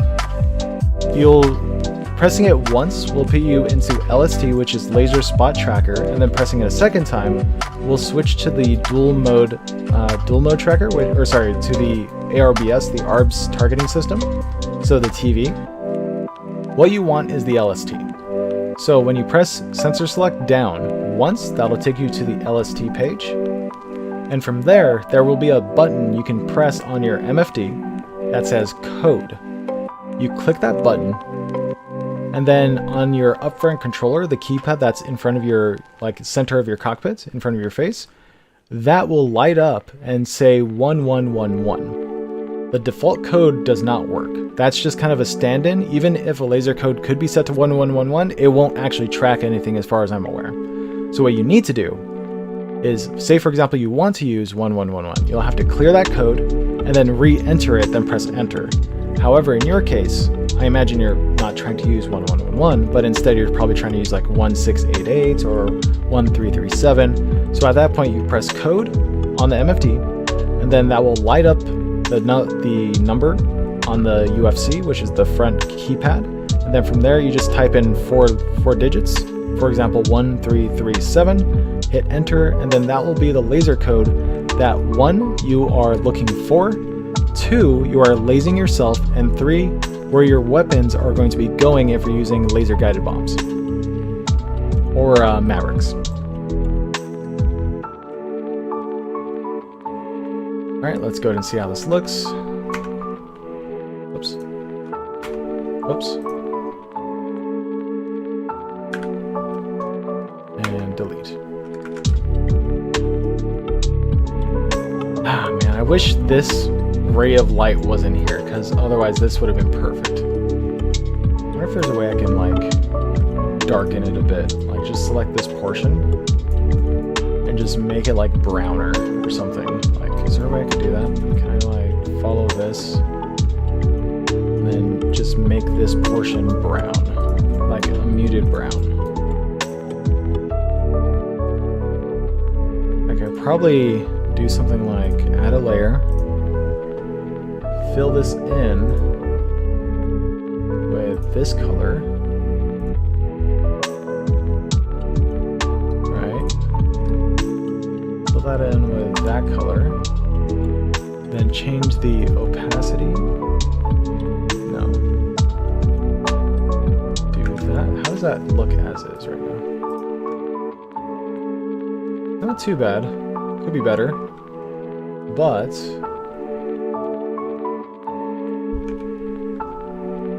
should be able to do something like this. So that looks a little more natural. Make it more of a gradient, so we fill that in and then we do either a blur. Blur can work actually. Kind of a blur there. A blur here. A little better. Not the best, but it's a little better. Then here we can do something like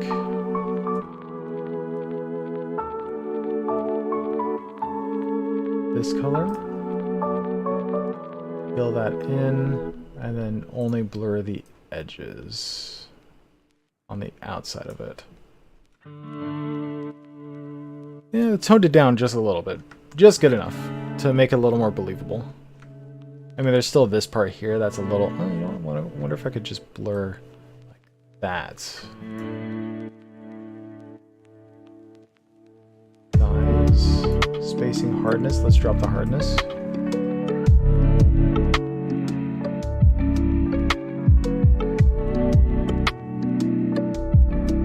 think I liked it better before.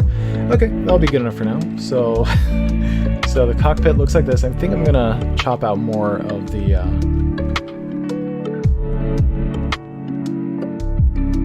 Mirage, so that includes more of the Gazelle. So that's what this master is for. So we'll copy and paste. Then we'll grab, for example, this box here, which is the TV box. Yeah, so that's the button you need to change the laser code. Easy peasy. Easy peasy lemon squeezy.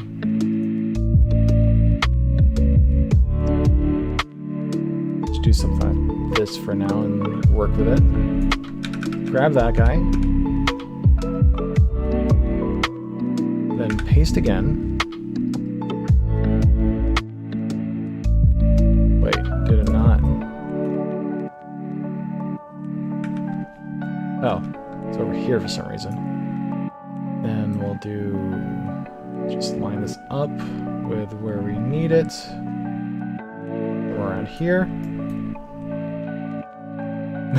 That's so weird to just see the box floating there. Around here. There we go. And then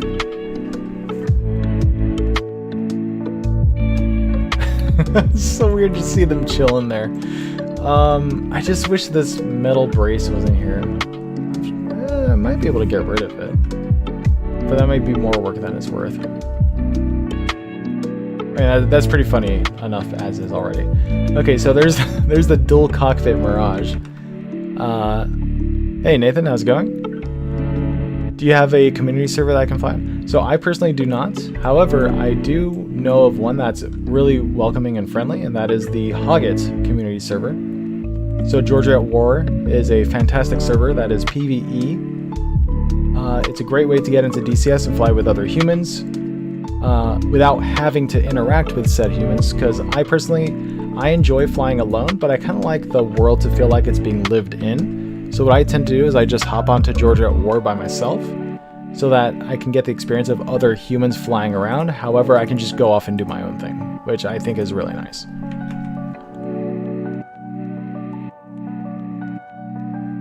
So zoom in. That'll work. Merge this down. That is pretty funny. I just really wish I could get rid of this. This bar is really annoying. I just don't know how to get rid of it. Okay, so that's the cockpit. I'm doing pretty good. If you weren't here for the beginning of the stream, this is basically just a little session to do a mashup of two modules. In this case, I'm doing a mashup of the Mirage 2000 and the Gazelle.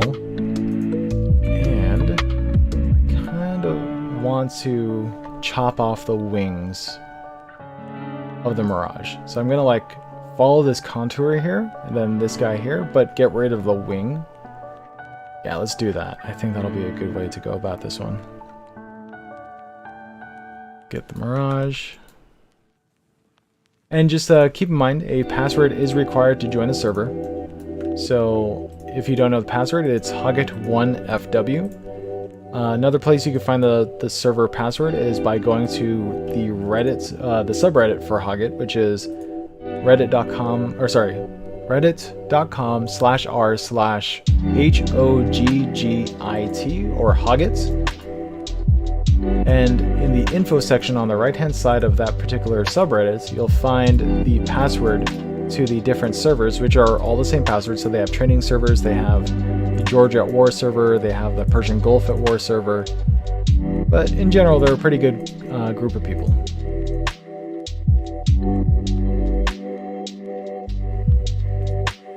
They have a fantastic mission, gives me plenty of hours of fun.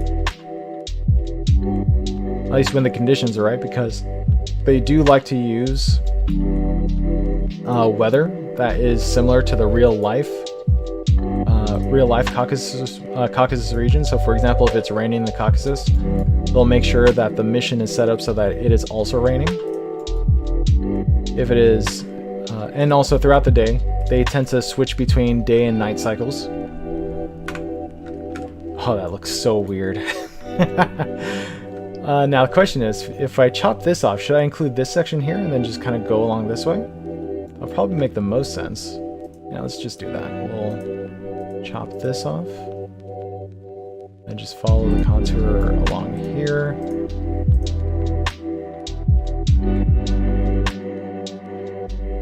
And of course, fireworks are still going off outside because people have leftover fireworks, and my dog is not enjoying it. Then we'll just follow this down this way so that it's kind of goes into the circular nature of this front intake. There we go, and then just bring it out.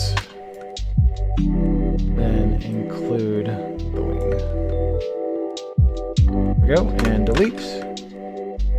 Yeah, not too bad. In fact, I think I should probably do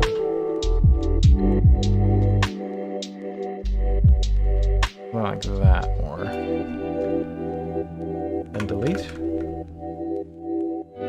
That's okay. I think I need to make the curve a little better. Something like...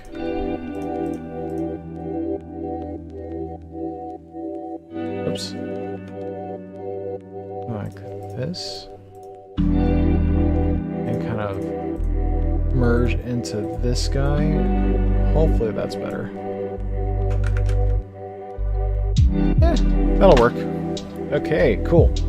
So now we have a wingless Mirage with a two-seater cockpit up front.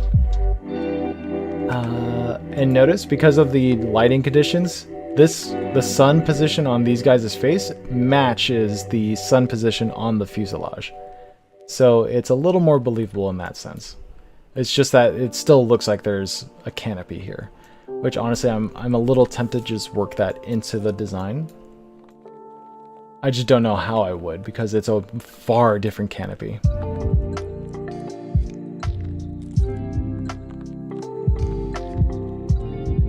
Okay, let's see, what else can we grab from this Master Mirage? Well, sorry, Master Gazelle. Gazelle 2. So what other pieces can we grab from this guy and throw it? And then throw it onto... What is going on? Edit layer attributes. Okay, and then throw it onto the Mirage. So the other thing we could throw on are the weapon pods. So we can take these and throw these onto the side. And I'm thinking I could probably just put them so that they kind of like attach around here, and then here it'll just be behind the silhouette of it. So those should be pretty straightforward. But I also want to use this guy and make that part of the radar, or I guess I could also kind of use it as like a like an IRST, kind of like found on the flankers, but put it just somewhere right above the radar. Or alternatively, I could put it right above their heads and kind of like use it in the same way, just above the fuselage here. I'll have to figure that one out. Let's play around with the camera first. Let's grab this guy. We'll grab this guy next and then see where we can place this. Let's cut this out. Again, we're doing each one of these things piece by piece so we can utilize each aspect of the Gazelle and incorporate it somewhat logically, quote unquote, onto the Mirage. In fact, let's just do that because we don't have to be precise when there's already an alpha section, alpha mask.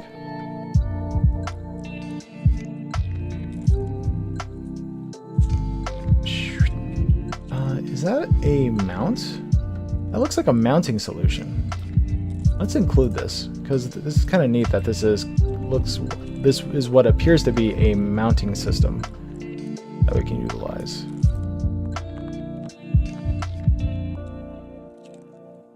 Then we could probably do something like that. Maybe incorporate it into the parts that we don't like, which is this guy here.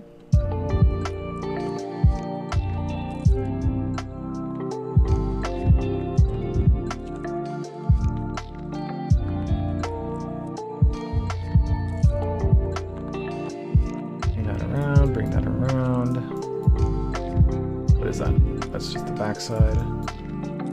Okay, let's copy and then paste.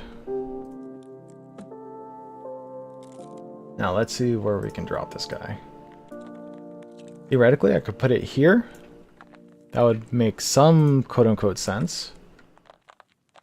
However,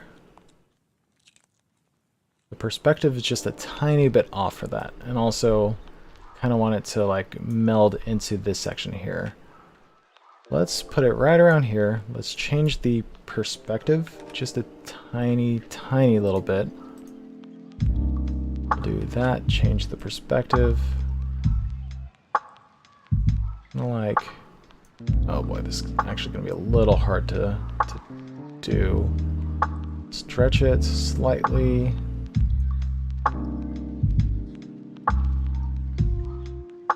This way. Something like that. There. I think I need to bring this down.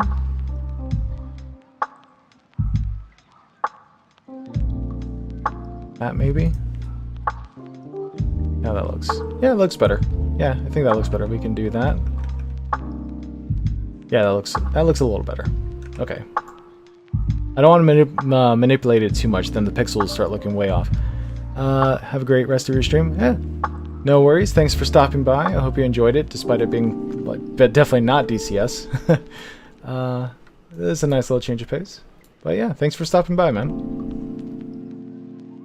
This hand controller, I don't like that it's just kind of floating there. Is there something I can do with that? Like, what else is the option? It has to be attached to something. I could just incorporate the cockpit into it. Like, just grab this whole section and then kind of throw it onto it. Let's see if I could do that. With this guy? Yeah, it is. Okay, let's see what happens if I do that. Let's grab... let's go here. Well, no, let's go here. Then we'll just work with this outer section so that we incorporate more elements of the cockpit into the copy over.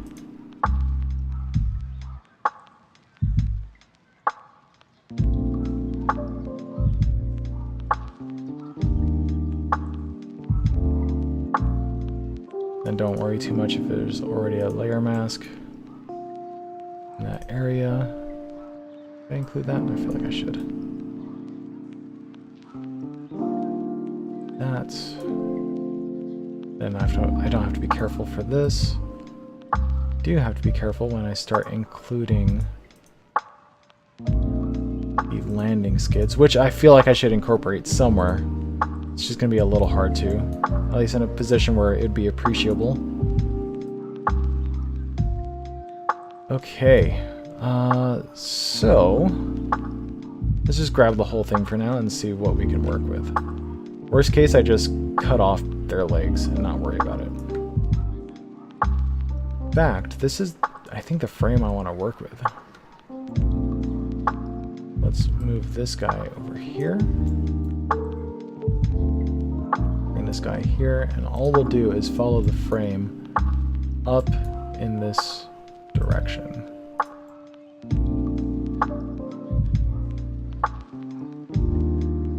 Okay, so let's copy, paste, make that its own layer, hide this layer, move this guy over into a position that makes sense. Let's change the opacity so we can line it up exactly with the other image. Right there.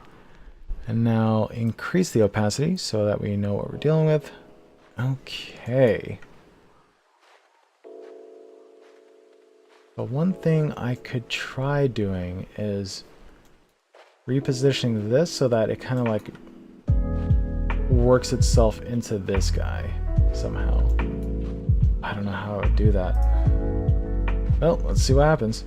Save.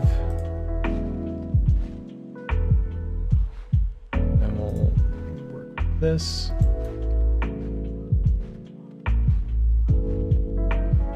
Do that. Actually,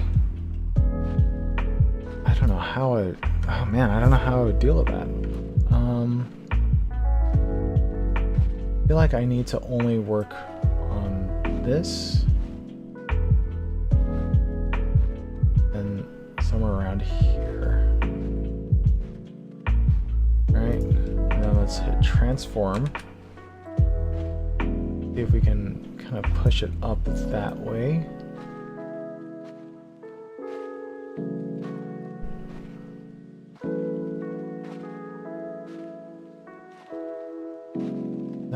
Does that work? I feel like that works. Transform. Transform. Deselect. Of course, the problem is that now we have this bar still here and this guy just barely curving into it. I don't know if that works. That probably doesn't. So what we can do is we can cut out. How can I use this? How can I make this part of it? I guess I would have to include this top section of the canopy. So let's go back to here, and then we'll have to start including this top section as, oops, this top section as well.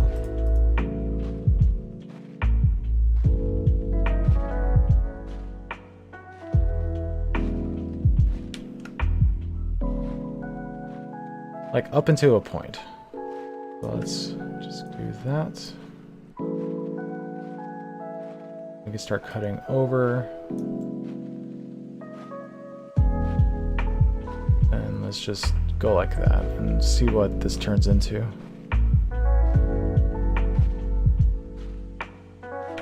Copy, paste. Do that. Again, move this guy over. Opacity, line this up perfectly.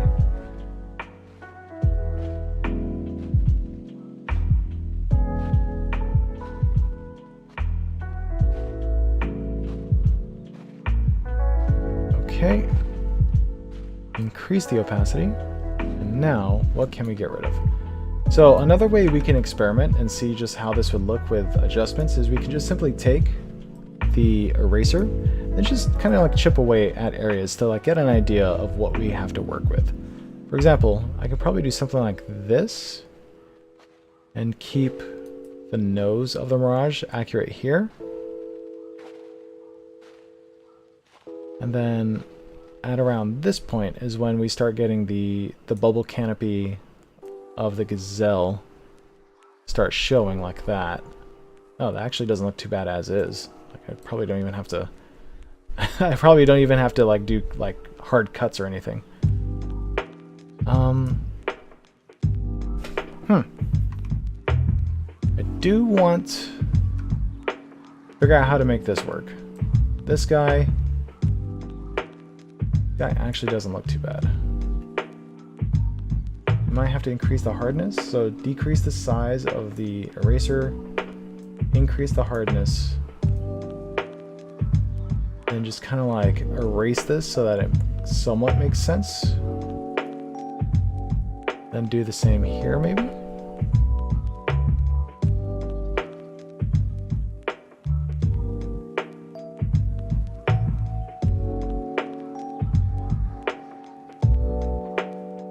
Something like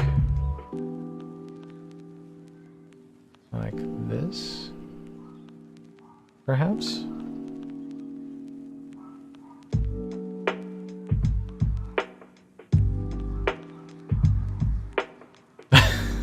Actually, you do something like that, then that sort of. What? Hold on.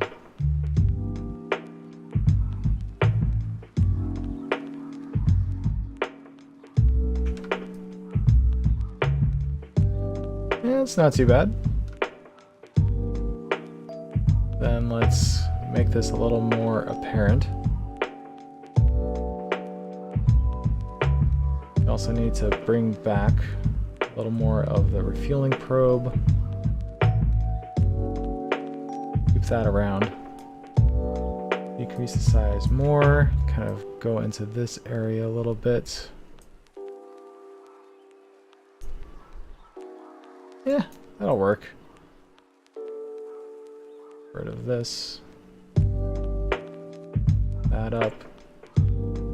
That a little more. Get rid of less hardness. Like curve into that a little bit. Yeah, it doesn't look too bad. It makes it look like there's a front windshield. It's funny. And this guy can like disappear just a bit more and kind of go into a curve direction like that. Something like that. That's not too bad. That's not too bad. I'll take it. I'll take that. What is this though? Kind of want to get rid of this somehow. Okay, cool. That'll work. That looks a little more believable. Just a tiny bit more. Gives me an excuse to have this glare here.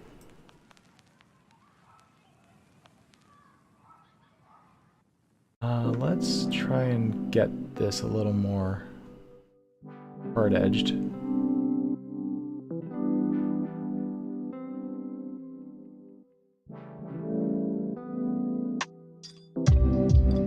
Yeah, that'll work. Okay, cool.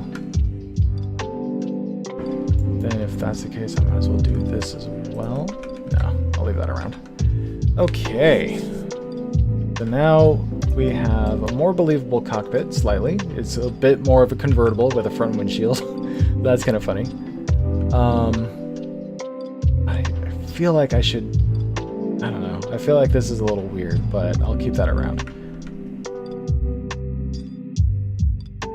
We have the targeting pod up here. There's a couple places I originally wanted it here, but we can think about... if I move it back, it'll look like it's mounted a little high. Kind of like that. Alternatively, I could put it down here. It'll help hide that section that I didn't like. I just need to get rid of the mounting part of it. Yeah, this will actually look better. This will probably look better. Because it hides that section I was a little concerned about. Doesn't quite make sense with the refueling probe right there, so I could probably put it just a little offset, because it is a little offset in the original aircraft anyways. You just need to reshape this a little bit. So let's get the good old eraser tool. Hey Neil, welcome. What am I doing? I am making an abomination. Basically, I'm doing a mashup of two aircraft. One is the Mirage 2000, and the other is the SA-342 Gazelle.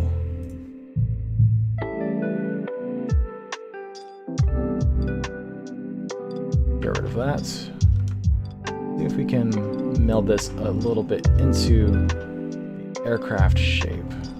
Kind of like this.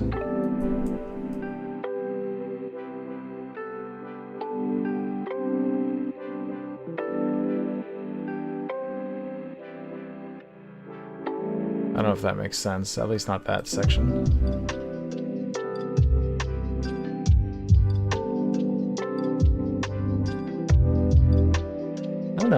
I don't know what to do with this. I feel like it would go something like that with the curve. But you got this like bit of metal just kind of hanging out here. Let's get rid of that. And we'll probably do something more like just simply like this. Probably like that.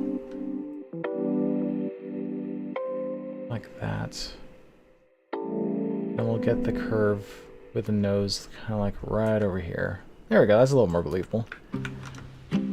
That way the refueling probe still is where it's at. It kind of gets the original idea of this targeting pod being off-center and aligned with the co-pilot rather than center line of the aircraft. Yeah, and it also hides that little blemish I was concerned about. So that'll work. That'll definitely work. Wow, it's already midnight and I've only gotten this far. I'm going to work on the pylons next and maybe the tail. I kind of want to replace the tail with the gazelle tail, because I think that will look kind of funny. I just don't know how I would get away with it with this rotor in the way. So I might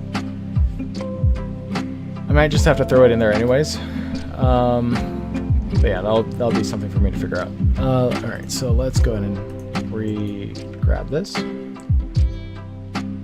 Let's take the pylons off of the Gazelle and incorporate it to the Mirage. All we have to do is just go like that.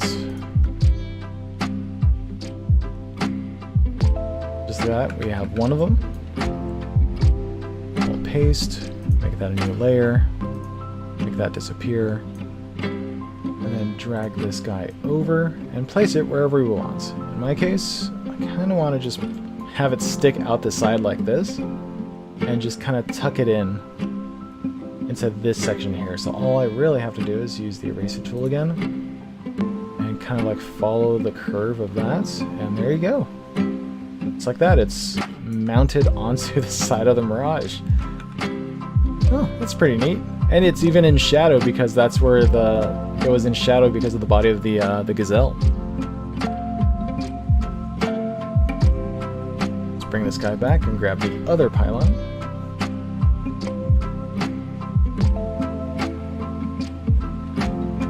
This one will be pretty similar.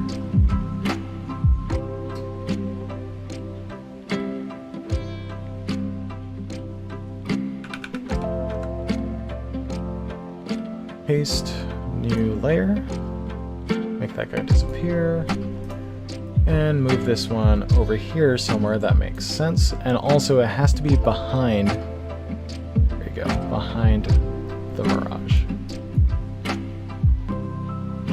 Something kind of like this. Is that correct? I feel like that's in line with this. Let's do that, and then this way. Yeah, that'll work. Something like that.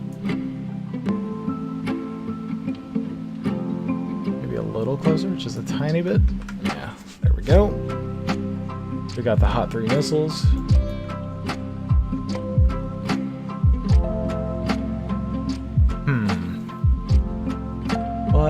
What else? Bring up the Gazelle again. What else can we grab from here? We can grab the landing skids and attach those as well.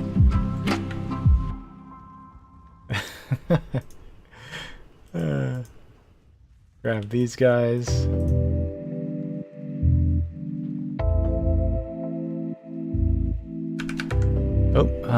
Grab it from here, paste, new layer, make that guy disappear. And then we can attach them to like to there. That's pretty funny. Do that. Something like that, right? Yeah, that'll work. That is so weird. That is so weird to see. We'll actually tuck it in a little bit more, make it slightly more realistic, quote unquote. Although, oh man, that means I would have to put the rotor blades on top, which I guess can still work. So yeah, we'll do that. We'll put this guy here, bring the Gazelle back, and grab the other landing skid. Even though the perspective I think is a bit off, I think we'll still make it work.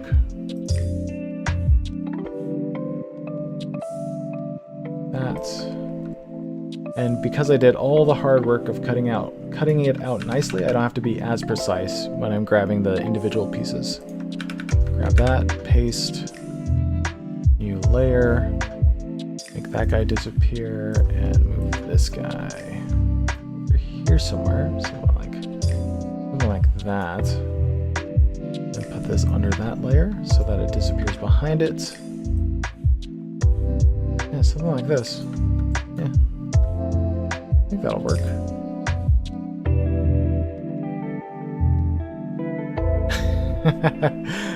Oh my god, it looks like a bobsled. That is so weird. Okay, let's grab this whole section. So we'll grab the tail, like part of the tail, or all of the tail, and then part of the engine behind this targeting system. Oh man, this is gonna be so hard to work with, but let's see what we could do. Let's just grab all of this. Try to just incorporate it, just kind of raw, onto the Mirage, and pray it works out.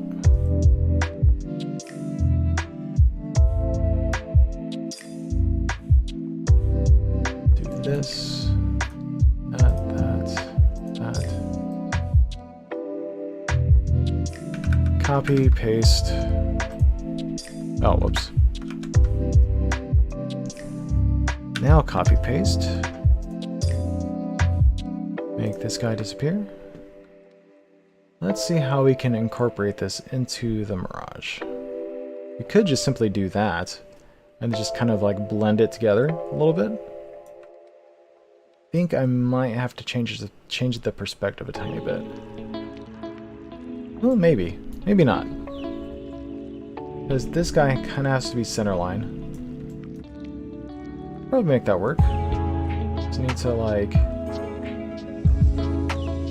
erase it a little bit so that it follows. Oops, so that it follows the Mirage. It's fine. So like kind of like that.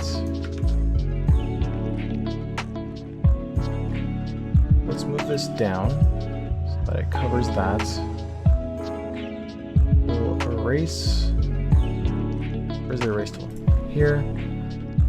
Kind of allow it to blend somewhat into the existing Mirage parts, like this. Then this guy follow like that.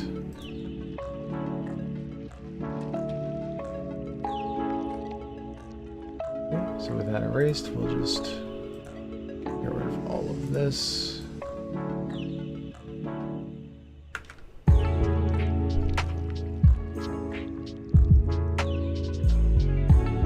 And we'll also probably get rid of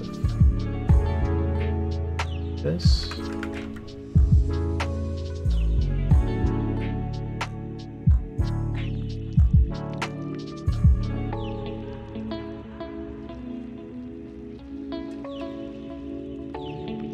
Yeah, get rid of that.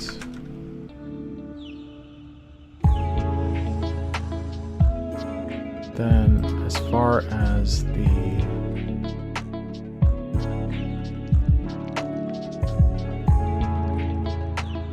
Mirage is concerned, I don't care to be precise with anything that's hidden behind this. I'll just grab all of that, then delete.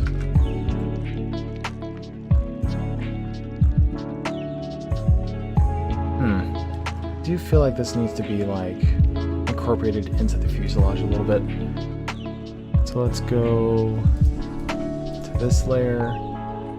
We'll grab this section and then kind of like plug it into the side of the body. Oops. We'll cut, paste. I'll plug it into the body a little bit, kind of like that. And deselect. Do that. And all we have to do is just kind of follow the curve of the body with the eraser. Kind of like that. It looks like it's somewhat connected. Then we could probably just do that. A little bit of rounded edge. Yeah, good enough. Good enough, I think. Now the real issue here is these rotor blades, because they have no blades on them. And that's kind of an issue. Also, I need to do something about this, and I don't know if there's much I could do here. I might just have to erase part of it and hope for the best. Something like this. That doesn't make any sense. Oh man, how am I gonna do this? Probably feign it a little bit.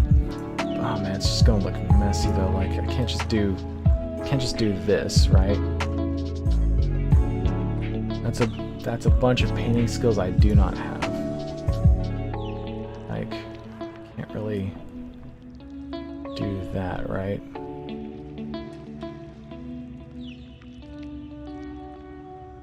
Plus, there's an expectation of.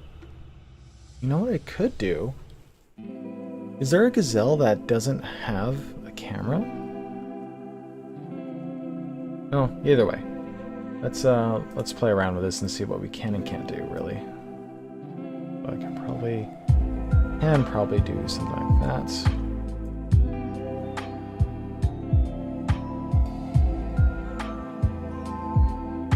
Like that. Just don't. That's such a. I mean, if I put enough colors, I might be able to fake it. If I put enough colors, might be able to fake it. Especially if I start blending things together. It's like that.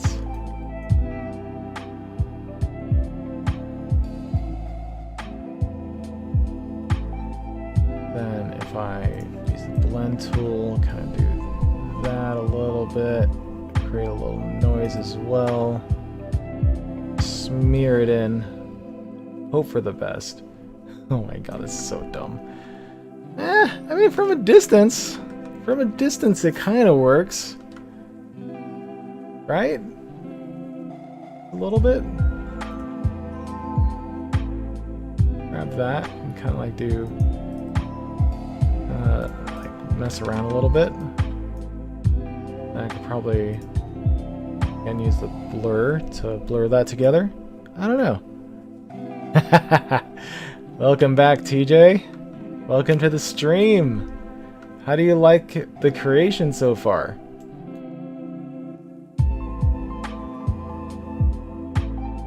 Remember, this was just for you. Also, I'm going to be wrapping up pretty soon because it's a bit late. It's already midnight for me.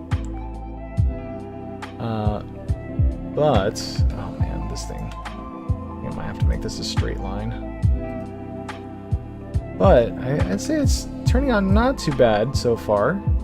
It's not the worst thing in the world. It looks like a bobsled. That's what it looks like. This thing should go into the Olympics. It's like a jet-powered bobsled with Hot 3 missiles.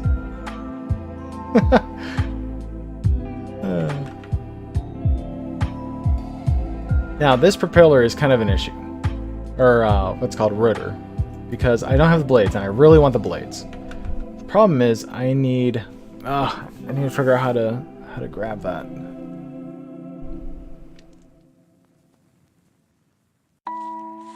am I gonna do with that?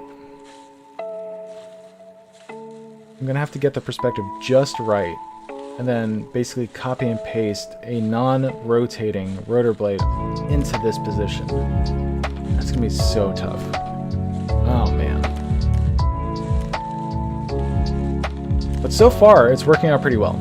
I think the final piece to this is going to be the rotor blades, so that we get kind of a delta shape, but in the blades. I just need them to be visible and not blurred. Yeah, absolutely, man. I was half tempted to make these the air-to-air versions instead, but I feel like this is more obvious that this belongs to the Gazelle, the Hot 3 missiles. This looks so weird. Like, with all this put together, even the nose, like, I know this belongs to the Mirage, and this skin is all Mirage, part of the same plane, but because of this division between the cockpit and the body of the Mirage, the nose color and the body color look like they belong to two different planes. Just because of all this. It's crazy.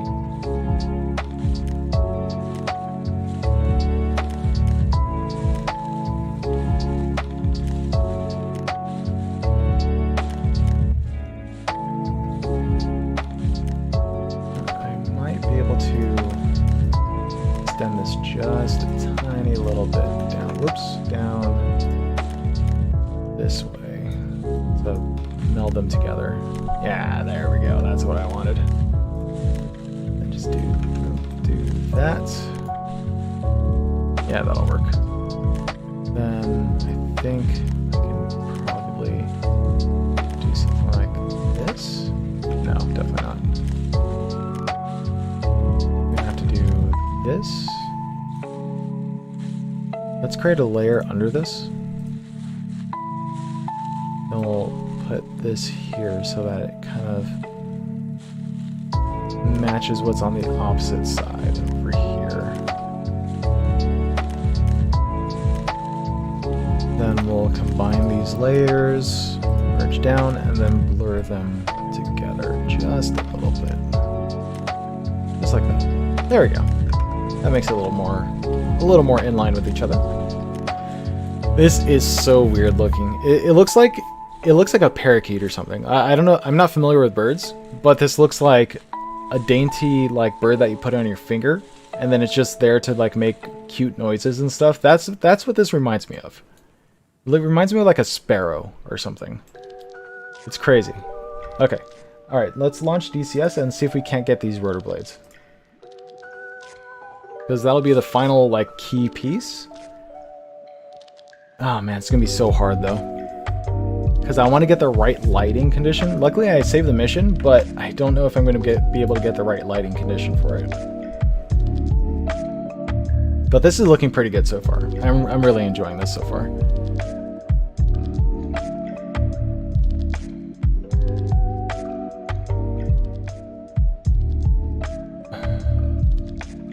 Yeah, these blades need to be worked on. They have to be in a delta shape, like that and like that. Okay, let's switch to DCS.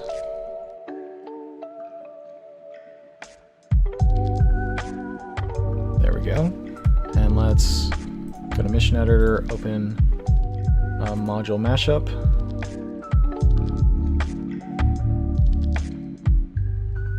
And now we need another one of these guys, but it's going to be on the ground. So let's go take off from ground.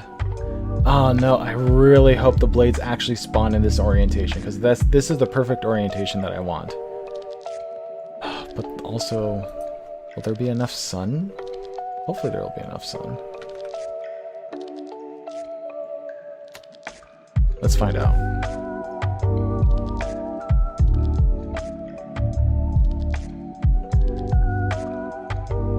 All I need is the right perspective, right amount of light, pick up from ground.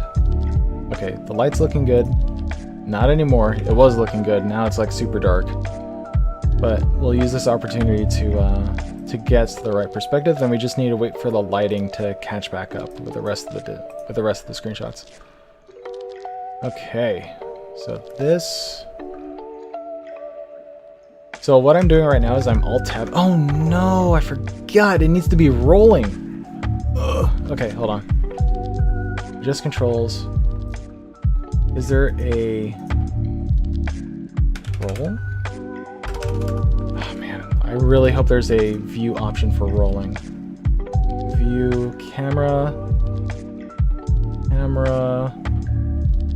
view up, down, left, right, zoom in, zoom out. Okay, well, that's fine. Should be good enough. I'll just have to roll the image via GIMP.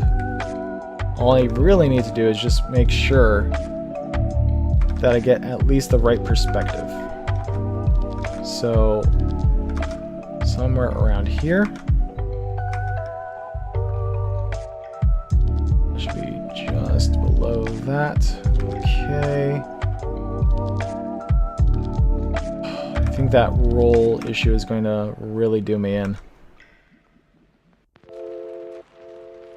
I don't know who gave you a computer, but it was the ultimate mistake. Noah, nothing to say. Okay, sweet, perfect. Yeah, this'll work. I just need specific perspective. Oh man, but the lighting condition isn't right. I need to raise the sun a little bit.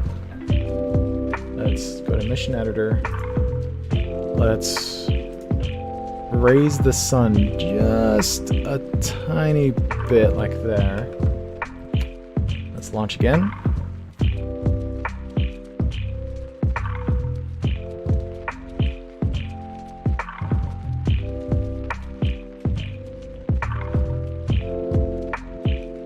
Take off from ground.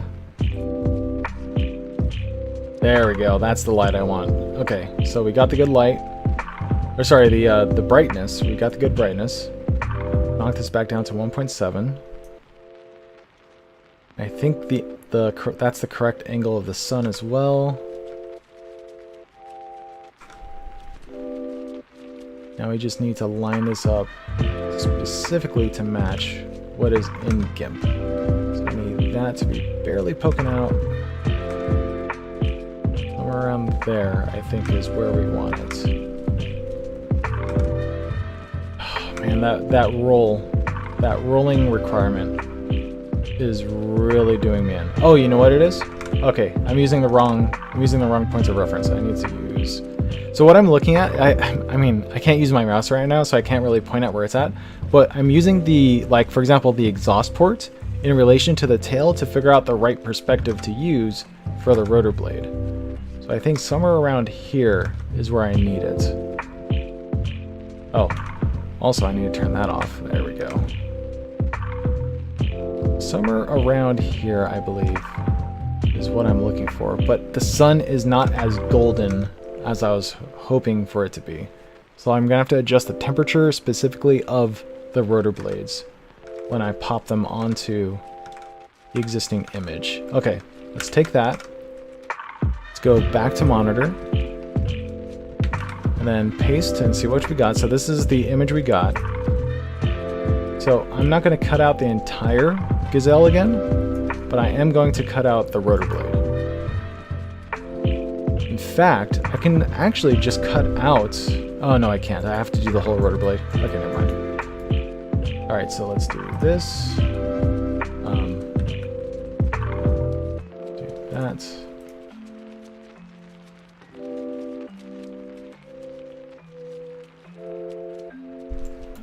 This is, once again, the boring part, because I'm basically, all I'm doing is just tracing the things I care about.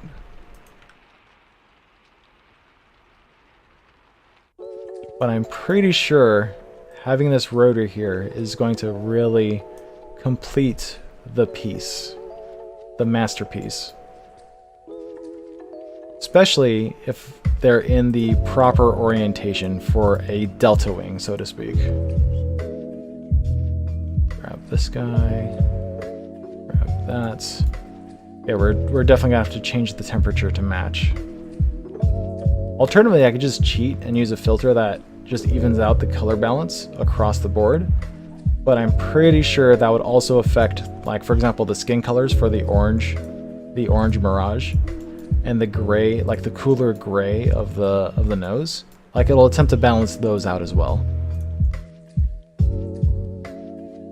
I'm gonna have to be selective about how I decide to balance.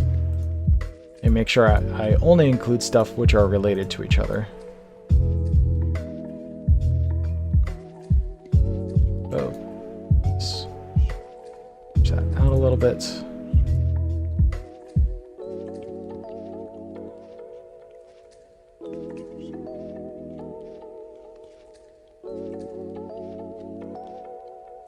Now 12:26. The absolute latest I'm gonna go is 1 o'clock. Because I definitely need to go to sleep because I have work still. Which reminds me, I do have jury summons. I need to double check that I'm still on call or not, or whether or not I'm still on call.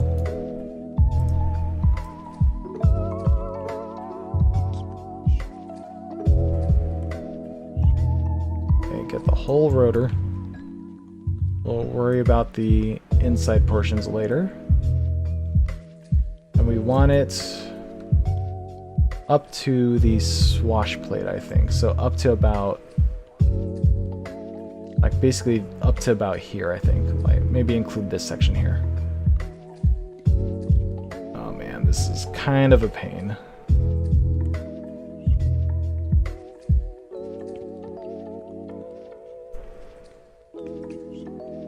And we need to get this rotor blade.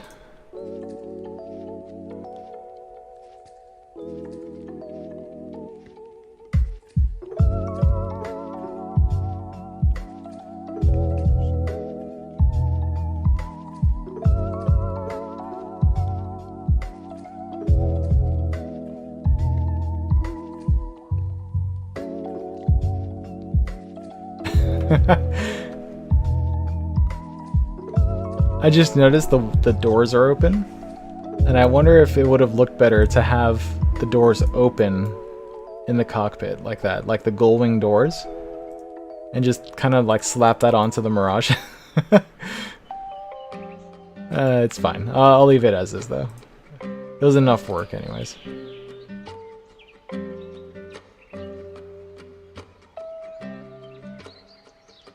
All this work for just kind of a lulz image that's only going to be looked at for a couple seconds, and then people will be like, oh man, that looks weird. Why would you do such a thing? Is that time worth spent? I don't know. I don't know if that was time worth spent, but as long as I get a laugh, I'll be happy. And like I said before, this is a little meditative. We've got the nice chill lo-fi beats in the background, which are hopefully actually copyright and whatever free. But I guess we'll find out when this becomes a VOD.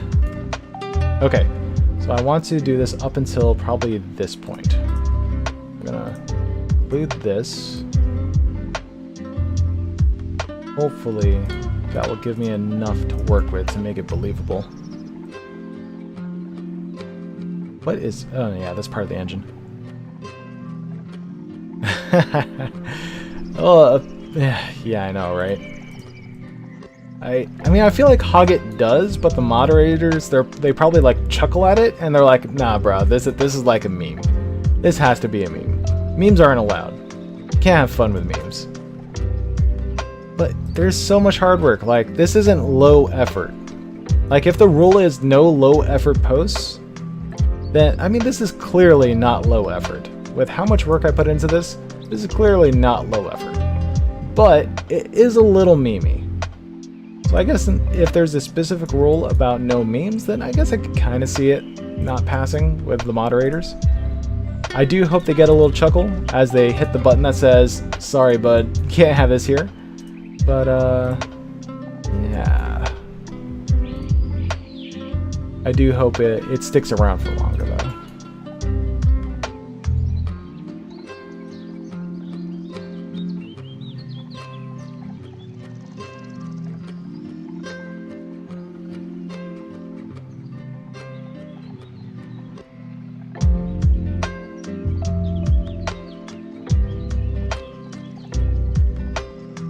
Okay, so that is the entirety of the rotor blade, minus the inside sections that I'll get rid of once it's copied over. So I'm going to grab this. Oh, I just forgot. May not have done the right size. Okay, well, let's see how this turns out. Do this. Make that disappear.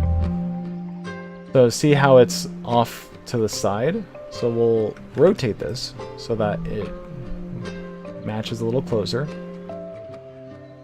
It's not too bad, actually. We'll line this up so that's a little more proper. Like that. Oh man, it needs to be just a tiny bit bigger as well. Problem is, if I blow it up, it's going to lose a lot of the detail. So what I think I need to do is I need to align this as best I can and then delete as much of the original rotor as is safe. So maybe what I could do... That is actually really close. That is very close. So maybe what I could do is I can actually cut out only and keep only this portion. So if I do this, right? Then just get rid of everything else like that. Oh yeah. Ah yeah. That's what I'm talking about. Where is that? Where is that? Is it here? Here? Here? Here? Here? There it is. So this guy, I need to... No, I'll keep the... Okay, I'm gonna erase that. Be careful about what I grab here. I need to erase this and that. Okay. There we go. That way it's a little bit cleaner. Let's get rid of this as well. Oh, did I not? Oh, duh, because I didn't separate this section out. Let's delete this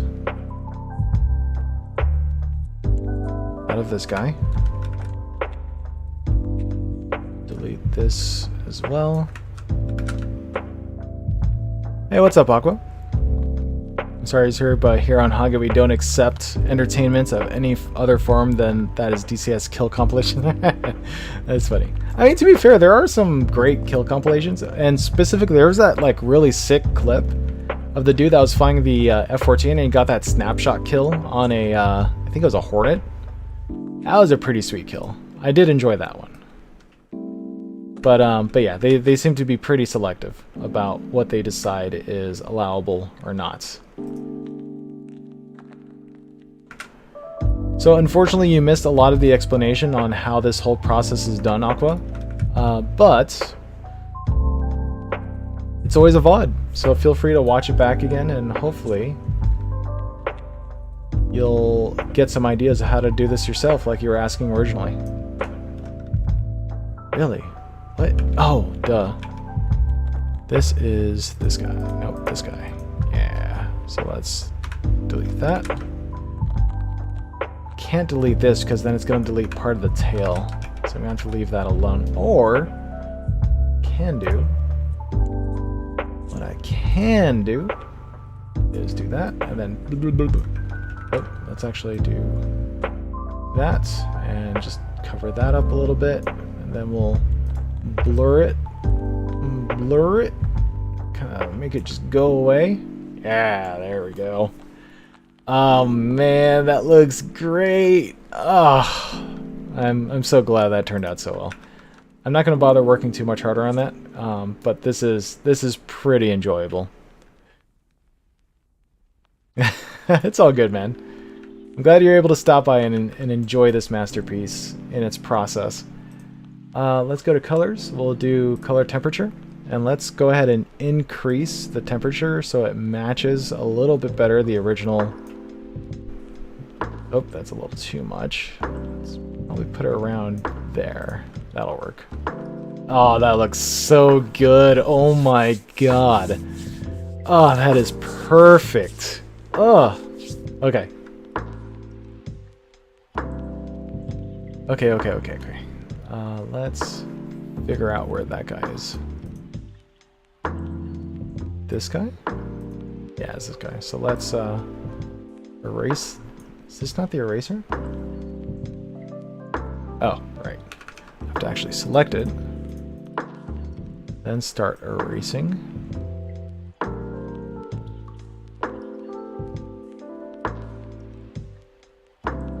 That'll work. Oh, that's great. Oh, I love it. I love it already. Is it complete though?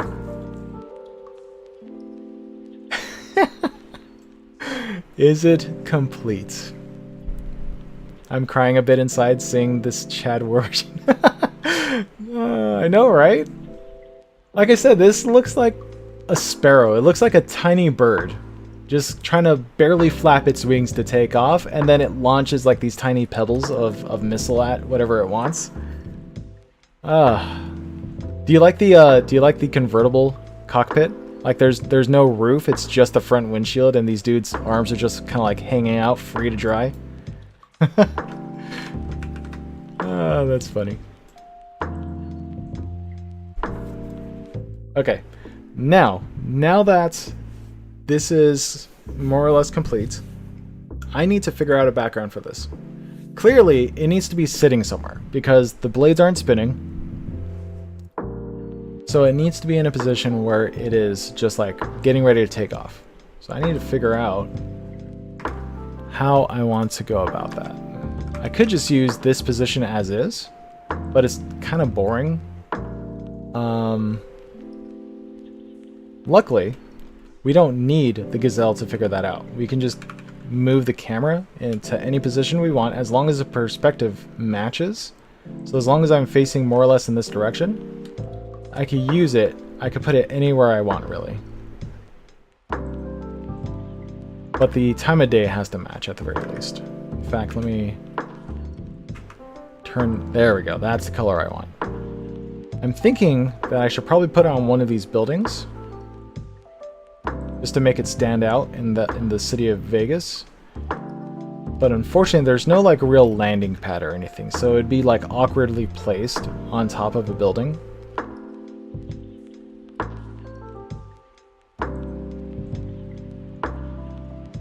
But for example, I could put it like right here. You get the idea that you're in Vegas. It's more or less the right time of day, like the right position of the sun. Let's go back to the image. I would just have to cockeye the image a little bit.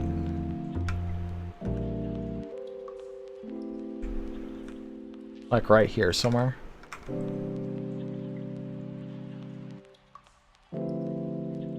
Yeah, let me restart the mission and change the time of day so that's actually accurate. Has to go back to here.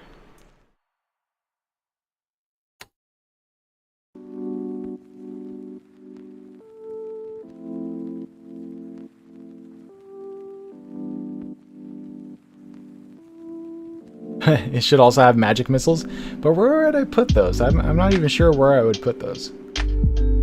Oh my god.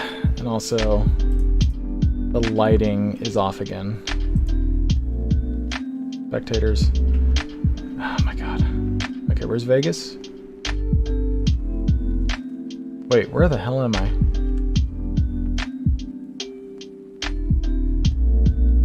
You know what? Let's just do this.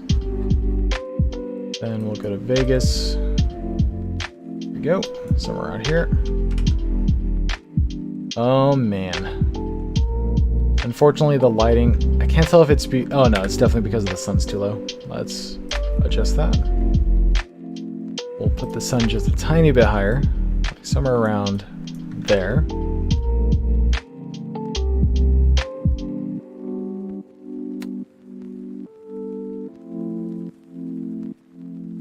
Oh, I know, right? I mean, just keep in mind I'm using reshade, so it looks a little bit better than it would by default.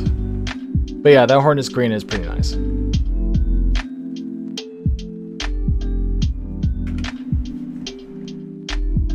There we go. So I want to be, once again, I want to be looking at around this perspective. I think this was the building I was looking at, this guy here. Okay, yeah, the sun position is a bit better. So this is how it would look without reshade, this is how it looks with reshade.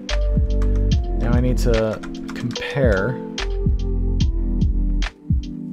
How am I gonna show this to you guys? Let's go to monitor. So this is what I'm looking at, and then I'm gonna Alt Tab back into DCS.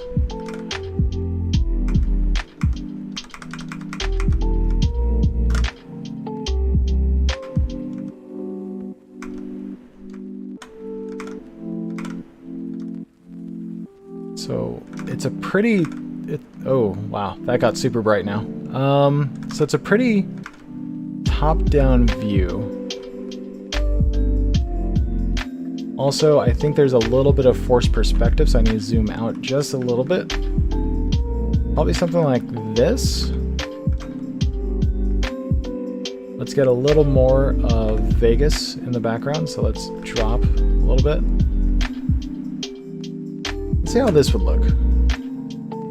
Print screen. Let's just throw it into the background and see how it turns out. Oh, that's a little cursed. Let's drop that down. Okay. So, this gives us at least an idea of what to expect. Obviously, I need to rotate this just a little bit more like that. Okay, so I have to aim a little bit higher and look down more. And I have to zoom in quite a bit more. I have to go like somewhere like right here. A little bit further out. Then, how's the shadows? The shadows look fine. But the problem is I really want more of Vegas to be visible, so probably something like this. Get the brand in there. But it would also have to be closer because maybe something like this.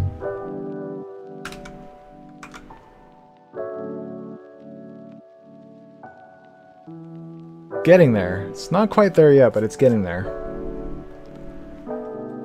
Let's rotate it so that it matches. A bit more like that.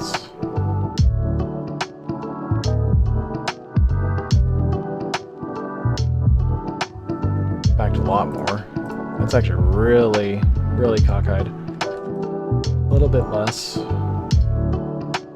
Something like that. Oh, oops, something like that almost.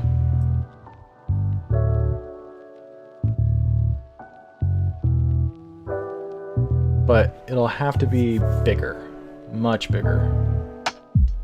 Oh man, this is so difficult. This is so difficult to try and find a... Oh, you know what I could do? This should actually be pretty easy. Let's go back in game. Let's quit. And all we really need to do is just grab this guy. Is this the takeoff from ground? Yes, it is. And then simply place it wherever I want it, and then match the overlay to match that guy.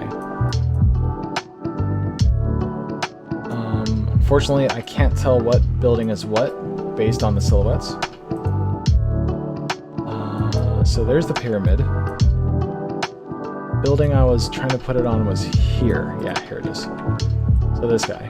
So that's the perspective I need. So it actually needs to be lined up like that. Interesting.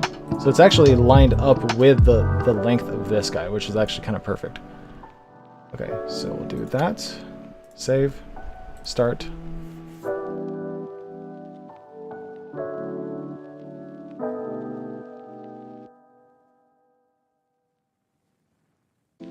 Oh, my dog is on his side. He's quite tired. Guy. Yeah, there we go. Okay, so now we need to get the camera into the right perspective so that it matches the GIMP image. This has to be 100%, otherwise it's going to be off. So this is 100%. And I need to match the rotor blades so that they're in the right perspective, so somewhere around here. Like that. gonna have to zoom in, well, zoom out and then, sorry, move out and then zoom in. A bit more.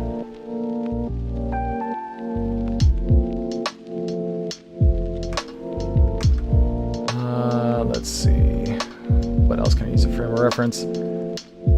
The mast needs to be a little more visible, so I need to bring this down.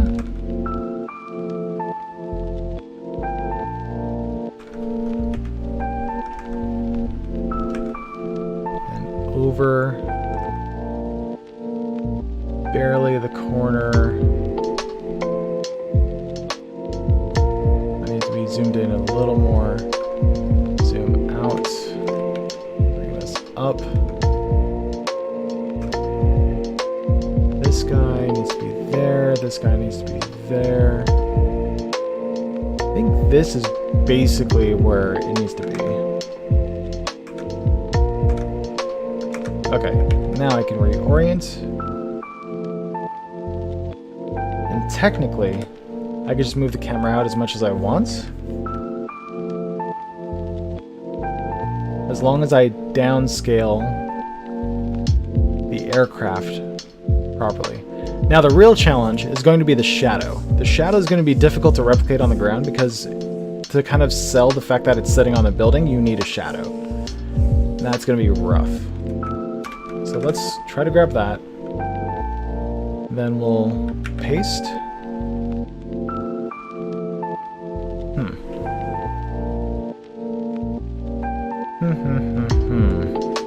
We'll adjust that so that it matches the helicopter.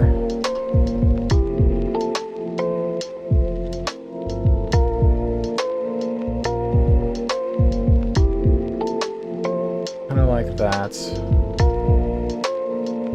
Problem is that I need to blow this up quite a bit. But doing that will lose a ton of pixels. And it's still not even the right size. So I'm gonna have to zoom this image in appropriately to match. So let's get rid of this. Delete. Delete. And delete.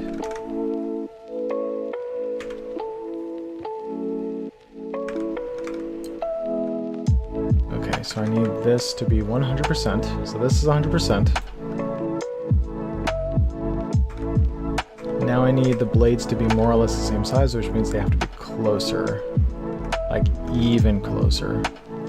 Oh my god. I'm kind of tempted to zoom out and then shrink the Mirage so that it fits the size that we're looking at right here, just so we could get more of Vegas.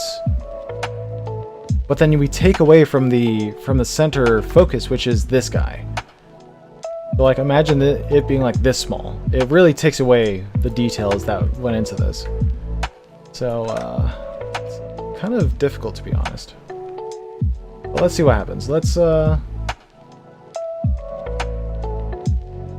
mean, it's okay if the scale is off, right? As long as the perspective is right. It's okay if we want to like change the scale of it to like be like massive by comparison. As long as we get Vegas. Like that. Let's see if we can work with this. Do this. We'll hit the background. We'll rotate the background like that. And what I'm doing to make sure it's rotated enough is I'm lining up this line with the horizontal nature of the blades. So it needs to be just a little bit more rotated. If we bring this down, we can see that these are somewhat aligned. Actually, it needs to be quite a bit more. There we go. So see how this top part is aligned with that? Now I can scale up. Well, I have to scale up the image at least to fill. At least fill the alpha space. Like that. But then I'm going to lose the pyramid. Which is the whole point of getting this image.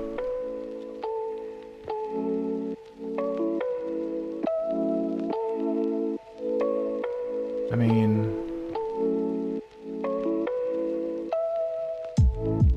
It's gonna be so hard. It's like I have to zoom like way out. I'm gonna have to go out, like way out like this. Oh, better yet, I wonder if I can like do that. Oh, that might actually be better.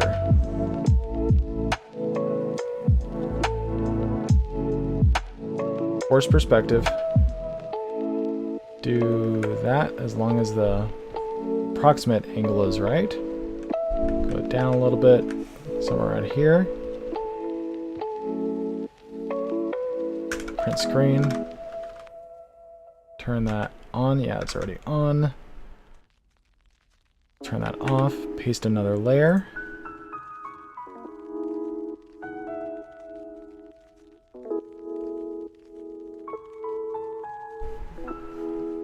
Rotate once. Oops. Rotate once again. Oh. Okay, that's not quite what I expected. Rotate so it matches the angle of the blades. I mean, I could just like crop. I could crop it, right? Do it. Show them the error of their ways. Show them what needs to be done. What has to be done. What their designers should be doing. Call them for the assault on Dassault.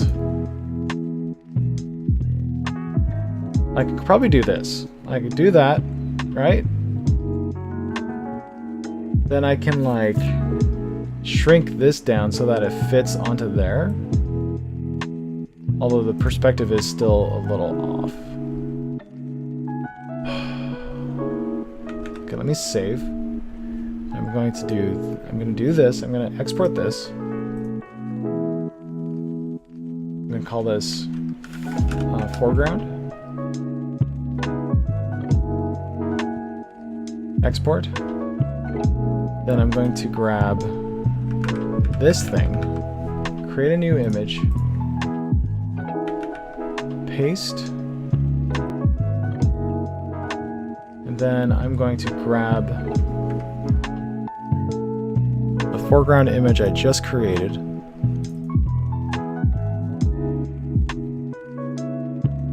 Where'd it go? Where'd it go? There it is. And then drag it over.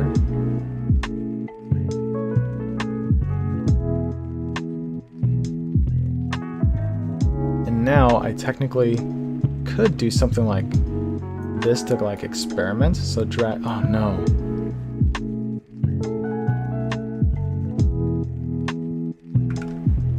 How do I grab all, okay, fine. Do this again. Paste.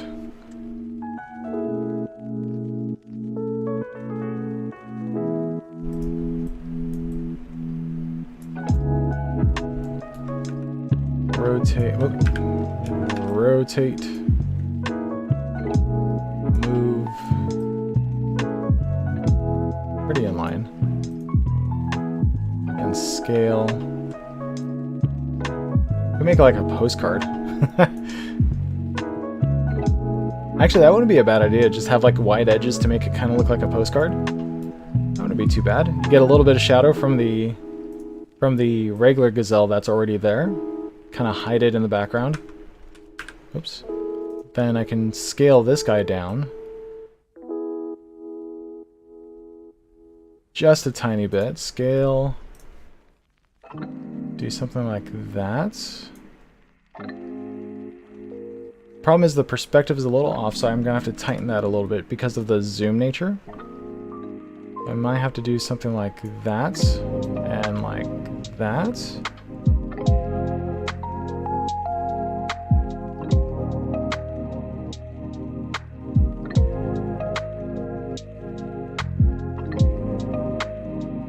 Transform. We'll just have to like do our best to hide the fake gazelle that's in the background so we don't have to worry about creating a shadow too much, because you kind of get the effect of a shadow here.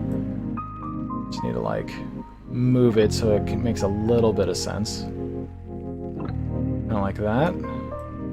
I'll just line this up with that. Kind of like that.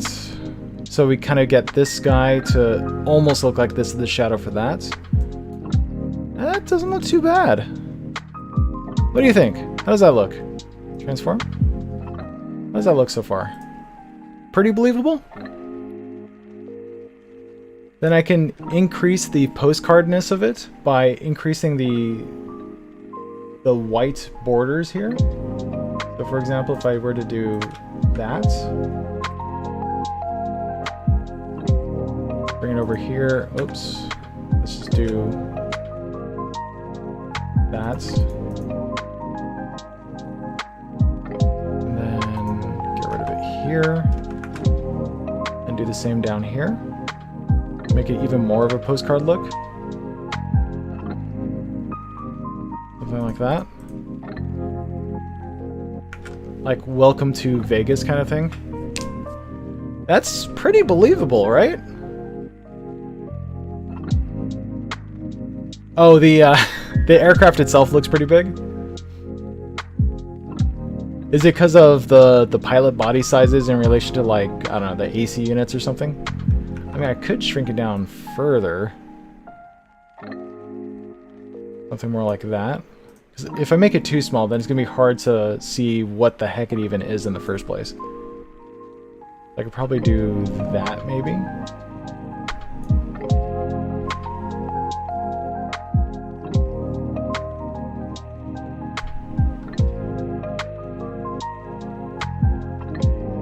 Because I do want Vegas in the background. Because that still looks pretty neat. I mean, yeah, I think I want to keep that there.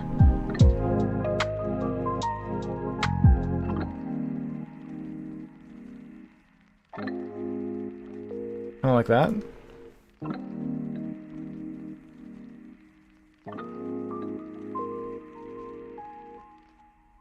Yeah, that should be a good spot. Because that will make it look like it's coming from these landing skids, and then over here will be like the rest of the shadow. Doesn't look too bad. Oh, compared to the building? It'll be fine. The only issue is that the only issue for me is that there's no shadow for this giant ass nose. I could try to fake it. Oh, I could try to fake it. Oh, I could try to fake it. With the Razbam Discord. I mean, I could leave it up to you guys to do that. I could leave it up to you guys to spread the havoc around to different Discords.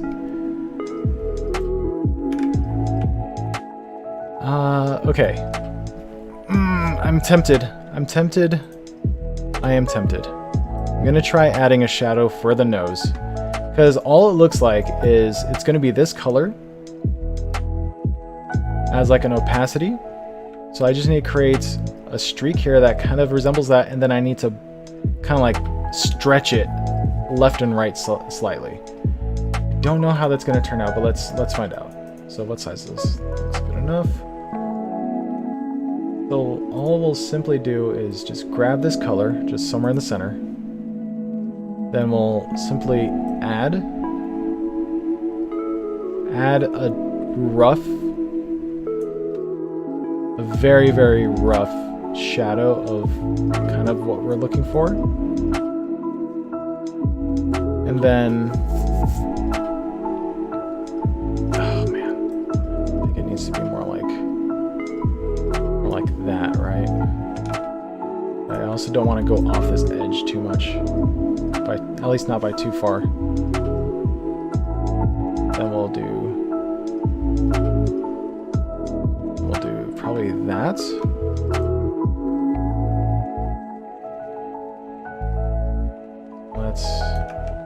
Let's kind of clean it up. Okay, that's not that's a little big. That's what she said. Okay, so now, I think I might need to increase the hardness. That's also what she said. Looking a little better. Let's increase the hardness further. So 60. A little more. 70. 69, nice.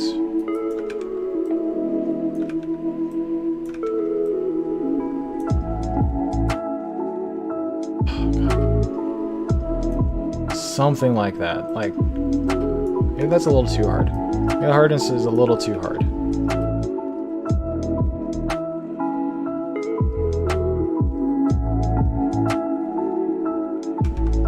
Something like, I don't know.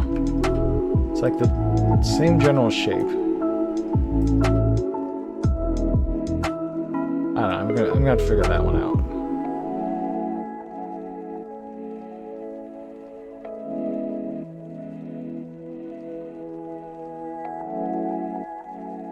Because it is somewhat sharp on the tip. Hardness is 70, so let's go back to the brush. Make sure that's 70 as well.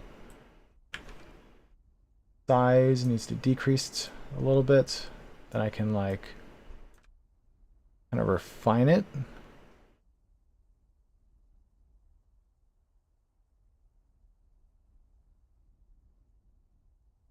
Decrease the hardness to 50 again. Then add a little bit of that softer edge. There we go. And then, of course, there's the tip. Just the tip. With that, oh, we're going to have to really decrease the hardness and then increase the size. Nope, and really decrease the hardness. How's that going to, I don't know how I'm going to do that. That's like, I don't know how I'm going to do this. It's going to have to be like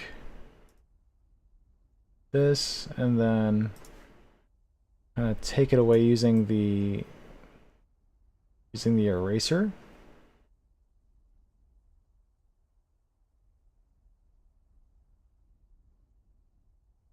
I'm spending a lot of time on just the tip. This is I might be obsessing a little bit, but it could help. I mean, that does look pretty cool, I guess. And then I can also change the opacity of this layer so that it kind of works a little bit. It needs to be like a gradient. How do I do that again? I need to right click, add layer mask, white full opacity, do that, then change this, set it to, we'll do that. Let's see how that turns out. Let's do that. No, not quite what I was looking for.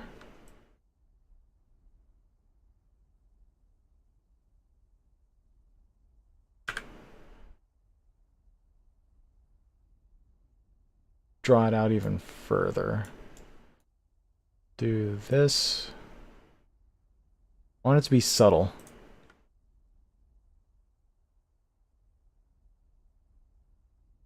I don't know. What do you think, guys? Is that a bit much? I don't know. I don't know how to feel about that. Like, I could just remove it and say that the nose like ended up going down here somewhere. What do you think? With nose, without nose. With the nose, without nose. I can even move it. I can even move it like, whoops. Whoops. What? You can move it like over yonder or something like that. I don't know. I have no idea. I thought I knew where I was going with that, but now I have no idea.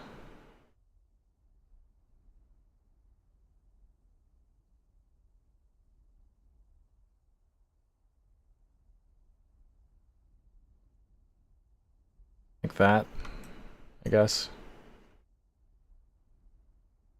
I feel like I need to like stretch it somehow, because see how these guys are stretched left and right? This guy is not stretched at all. There needs to be a way to do that. Maybe if I do the blur tool, increase that, decrease that, and then just kind of like run up and down like that. No, that's not quite it. Let's increase hardness a lot. Not quite. Maybe it's a push tool? Smudge? Maybe. Kind of? Decrease the hardness? Yeah, I think that's kind of it.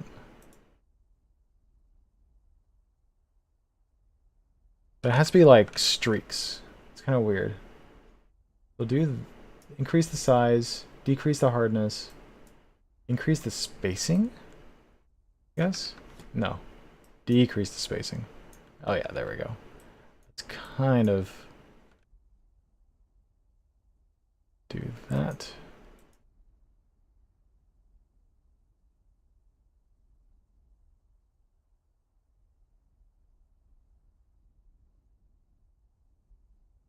Nah, that just looks like it's fuzzy. Maybe it's not necessary. Maybe it's only necessary. I don't know. That feels like maybe because it's so thin, it's doing that.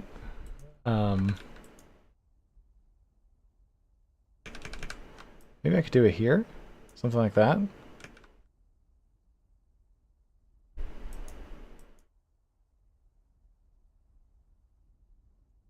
Just so it kind of matches that, so it's a little more blended in. And I can probably do something like this, kind of mimic these guys a little bit, so I could do like that. Mimic something like this, the pitot tubes. A little more believable.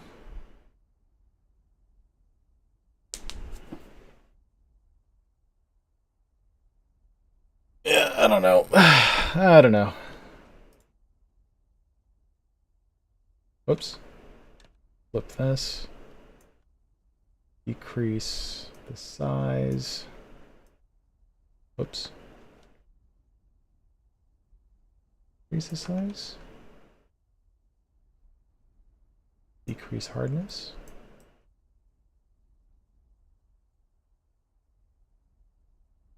Put it underneath that.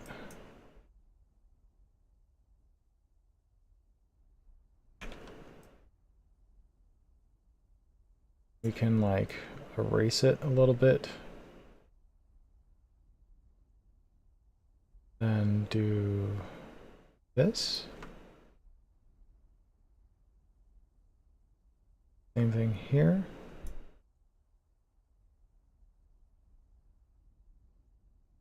Erase. Have it fade just a little bit. There, that's a little more believable. Oh yeah, that's what I'm talking about. That looks pretty good now.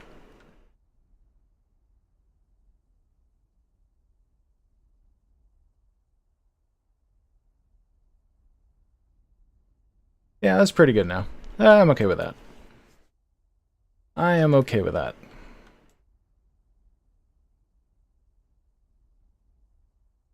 I don't know about the temperature of this. I might have to brighten up the temperature of this element. Temperature. So make it a little bit cooler. Oh, not that cool. Just, no. Just slightly.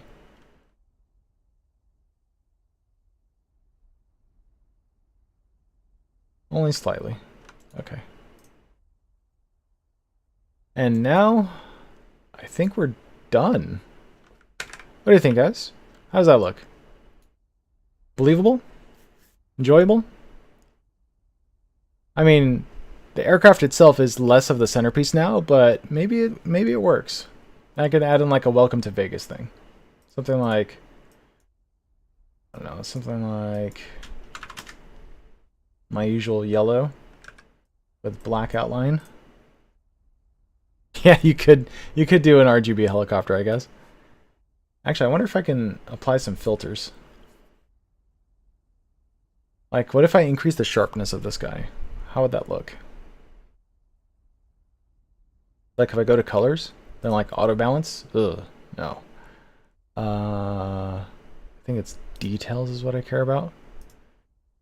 Let's do dynamic range increase.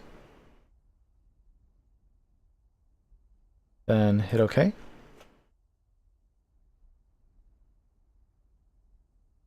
Well, in what way does it stick out? Like, does it need to be a little softer? Is that why? because it's not quite as soft as the rest of the shadows, probably. Oh, maybe it's not soft enough. Maybe that's part of the issue. Because look at how hard this shadow is, and then it kind of gets a little too soft here. So let's see if we can increase... Whoops. See if we can increase the hardness a little bit. A little better.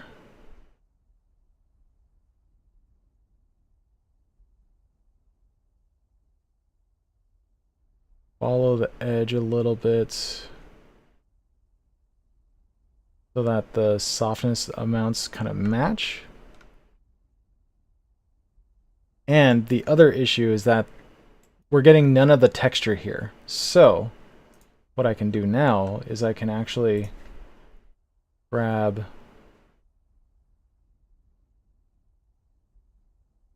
this section of it, copy paste, new layer.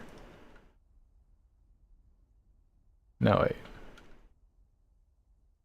Delete that, paste that, new layer.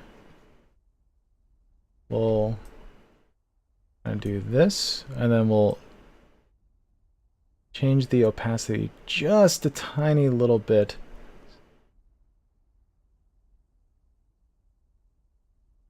So that the texture of the ground sticks out. Strange.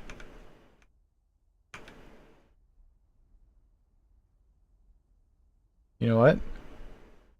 Let's just grab this whole thing, this whole nose section, and make this its own new layer. Then decrease the opacity so that it brings the textures of the ground without changing the value of this, which means I need to grab this guy. Yeah, there we go. That's what I want. I want that. Then I need to go to this layer. Is that this layer? Yep. And then delete. Then I need to merge. Oh, I really hope this works, but I need to merge. Well, first, color balance.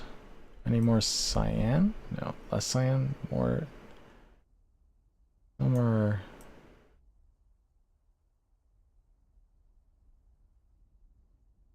Somewhere there is what I want. And then merge down, and then I need to blur. Hopefully this will work. Not quite. Not quite. But I can take this, then do something like that.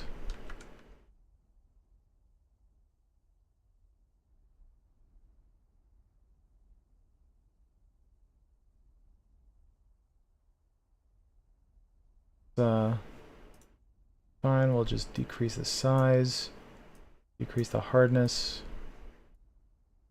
increase the size.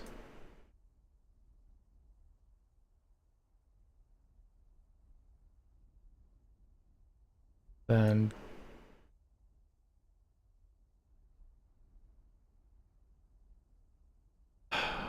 merge this into the below layer. Blur this all together.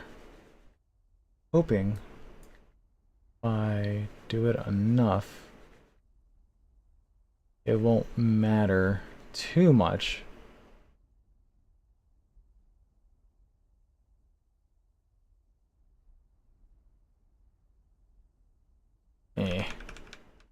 Kind of sticks out. It looked better that way. Ah, man, I want to get the texture of this to appear onto there. What if I could do it in reverse? What if I could do it in reverse? Like, what if I do this?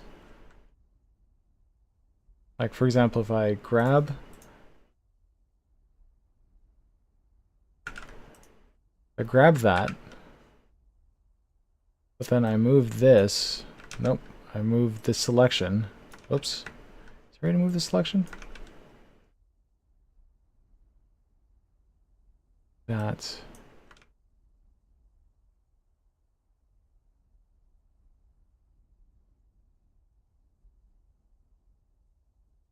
That. Select shrink by like 20. Select grow by like 10. Then grab this, copy, and there, and then paste over, or even under, and decrease the opacity of that. Additionally, I can change the color of that particular layer. There's two things I want to do. I want to keep the texture underneath, but I also need to change the color of this somehow. I think I can do it using... This is like way outside of my wheelhouse. But I think there's a way I can get the color tone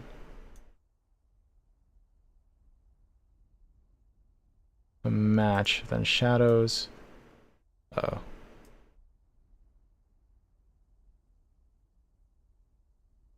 This, and then color, brightness contrast. Not quite. Okay. That's not quite how that's gonna work.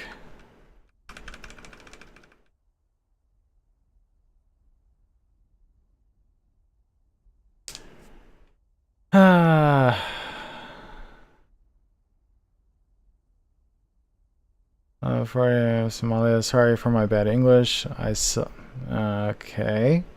I want to become the good. All right.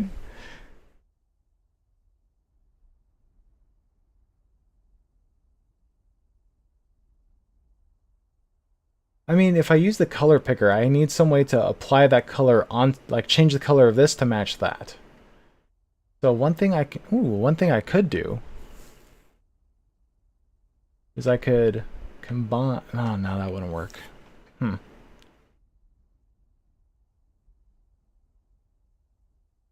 let's do this again. Let's grab. In fact, let's just grab this whole bit.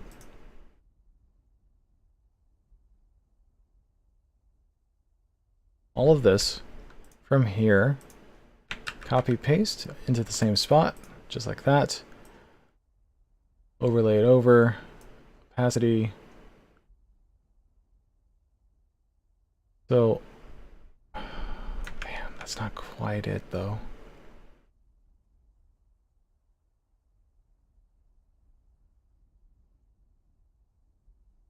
How am I gonna trick this? How am I gonna make it think that this is going to work? I grab that, right? If I grab this from this guy and paste, that's a new layer.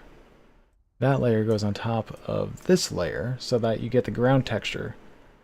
But now I need to turn this color to match that color. So how do I do that? How do I change the color of this layer?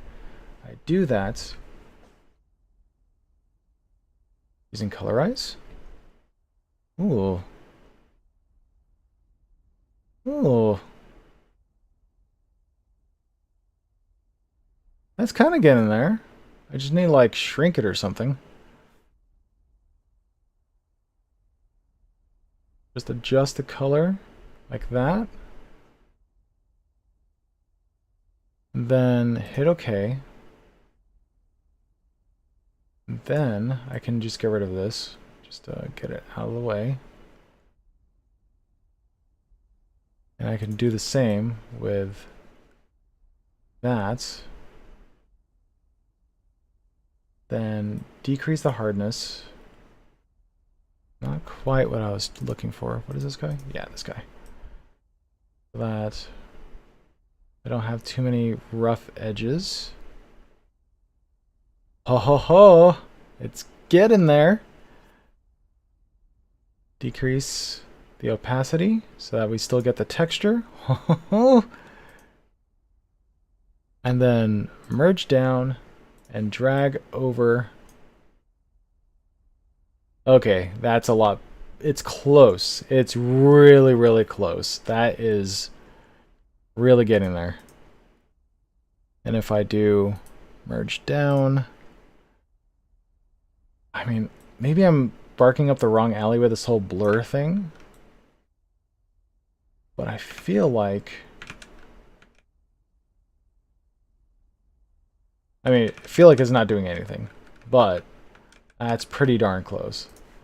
Like, I just need to do that. That's pretty darn close. That's really close. I feel like I'm going to call it there. That looks good enough. Good call on the color picker. I just need to make sure I chose the correct one. Because now we get the texture as well as the shadow. And there's a tiny, tiny little bit of a line here, but it's honestly, I don't think it's going to be that noticeable. Okay, I'm happy with that. I think I'm happy with that. Now, we need some text. Welcome. Wait, is this really necessary? I feel like this may not be necessary. 25. Welcome to Vegas, basically. Concept.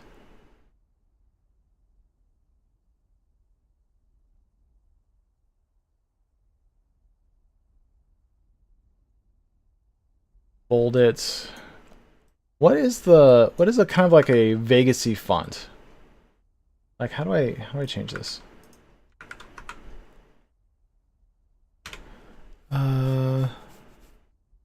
Oh, you know what I could do? I'm just gonna cheat it.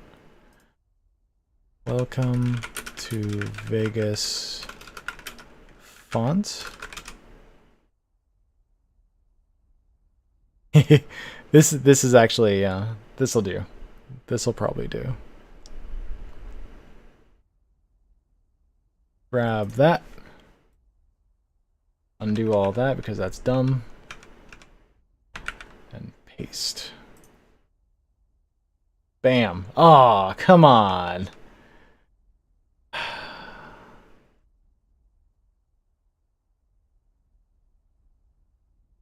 Do I have to like... How do I download this? Screw it. I'll just leave it the way it is. Alright. File, export. What the heck? Wow. Congratulations.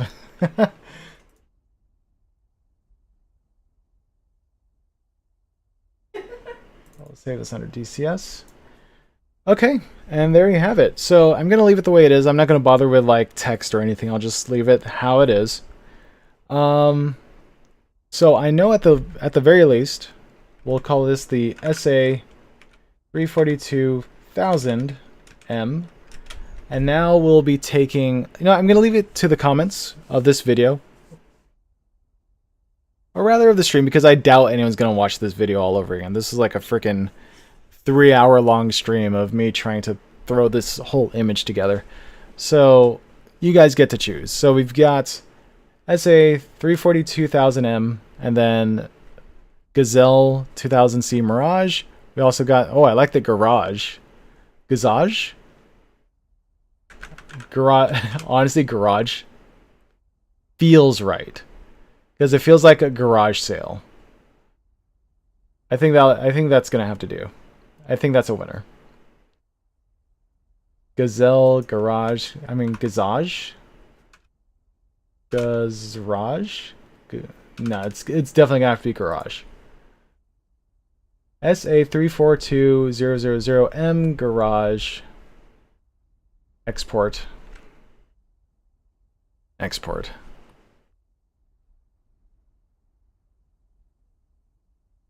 I think the word garage really gets across the like thrown together aspect of it. Oh, I just realized the music stopped playing.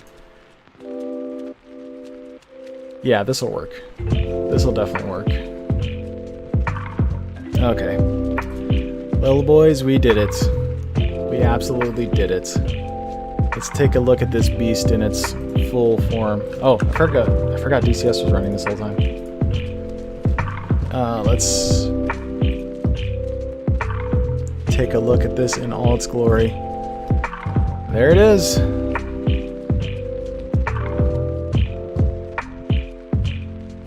Not bad.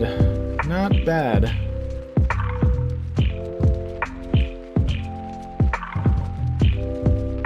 I mean, it's all French, for what that's worth, TJ. It's an all French mashup of the SA-342M and the M-2000C Mirage. Not bad. I would love to see these kinds of things modded into DCS. Unfortunately, I couldn't quite get what I originally wanted, which was like a thrust vectoring like fan. So you know how the Gazelle has that like duct fan? I wanted to put a like sideways facing fan here in the back so that it looked like it was using the fan as a form of propulsion instead. But one, I don't really have the time, and two, I don't think it would really stand out that well anyways. But yeah, it'll have to do the way it is. This looks crazy. Although,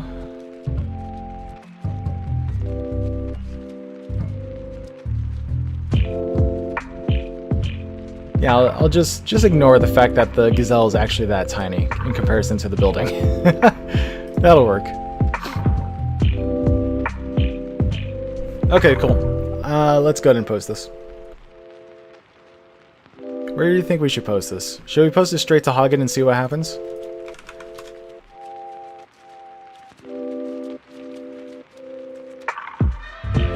It's probably gonna get taken down, but whatever. Let the mods figure that one out. In fact, let's read the rules real quick. It says, don't be a dick. So the rules are, don't be a dick, don't post memes, off-topic content, or poop posts. Post questions about DCS and gear in the weekly thread. So technically, I guess this would fall under meme.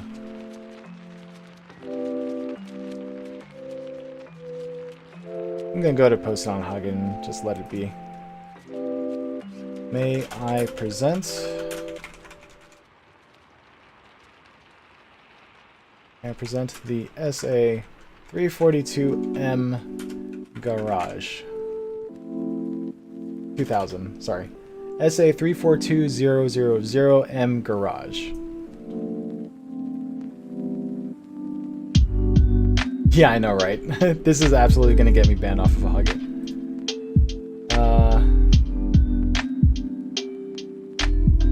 But don't worry.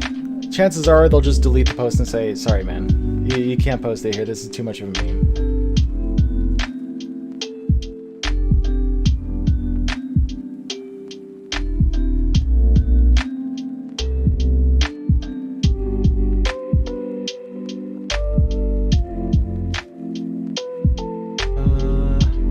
I mean, if you guys, I'll post it to the ED server, but if you guys want to throw it onto the Razbam server, feel free.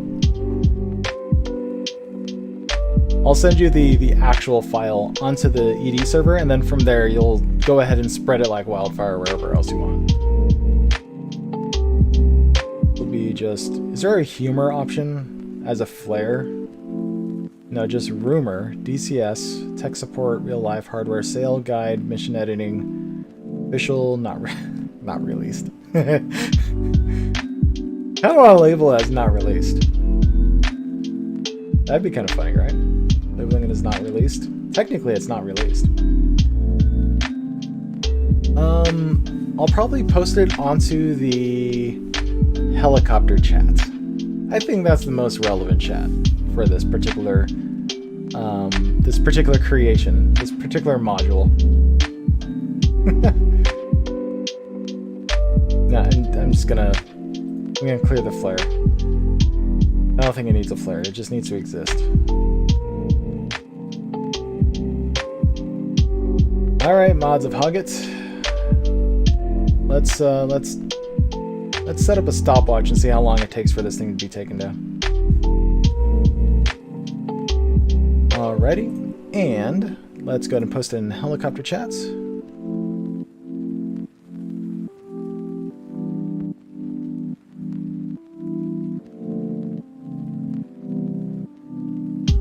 Upload file.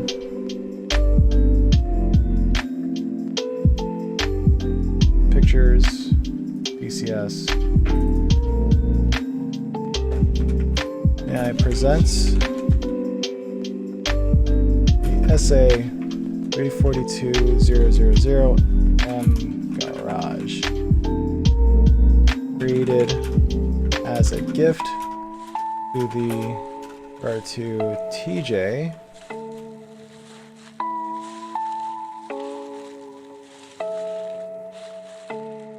Okay.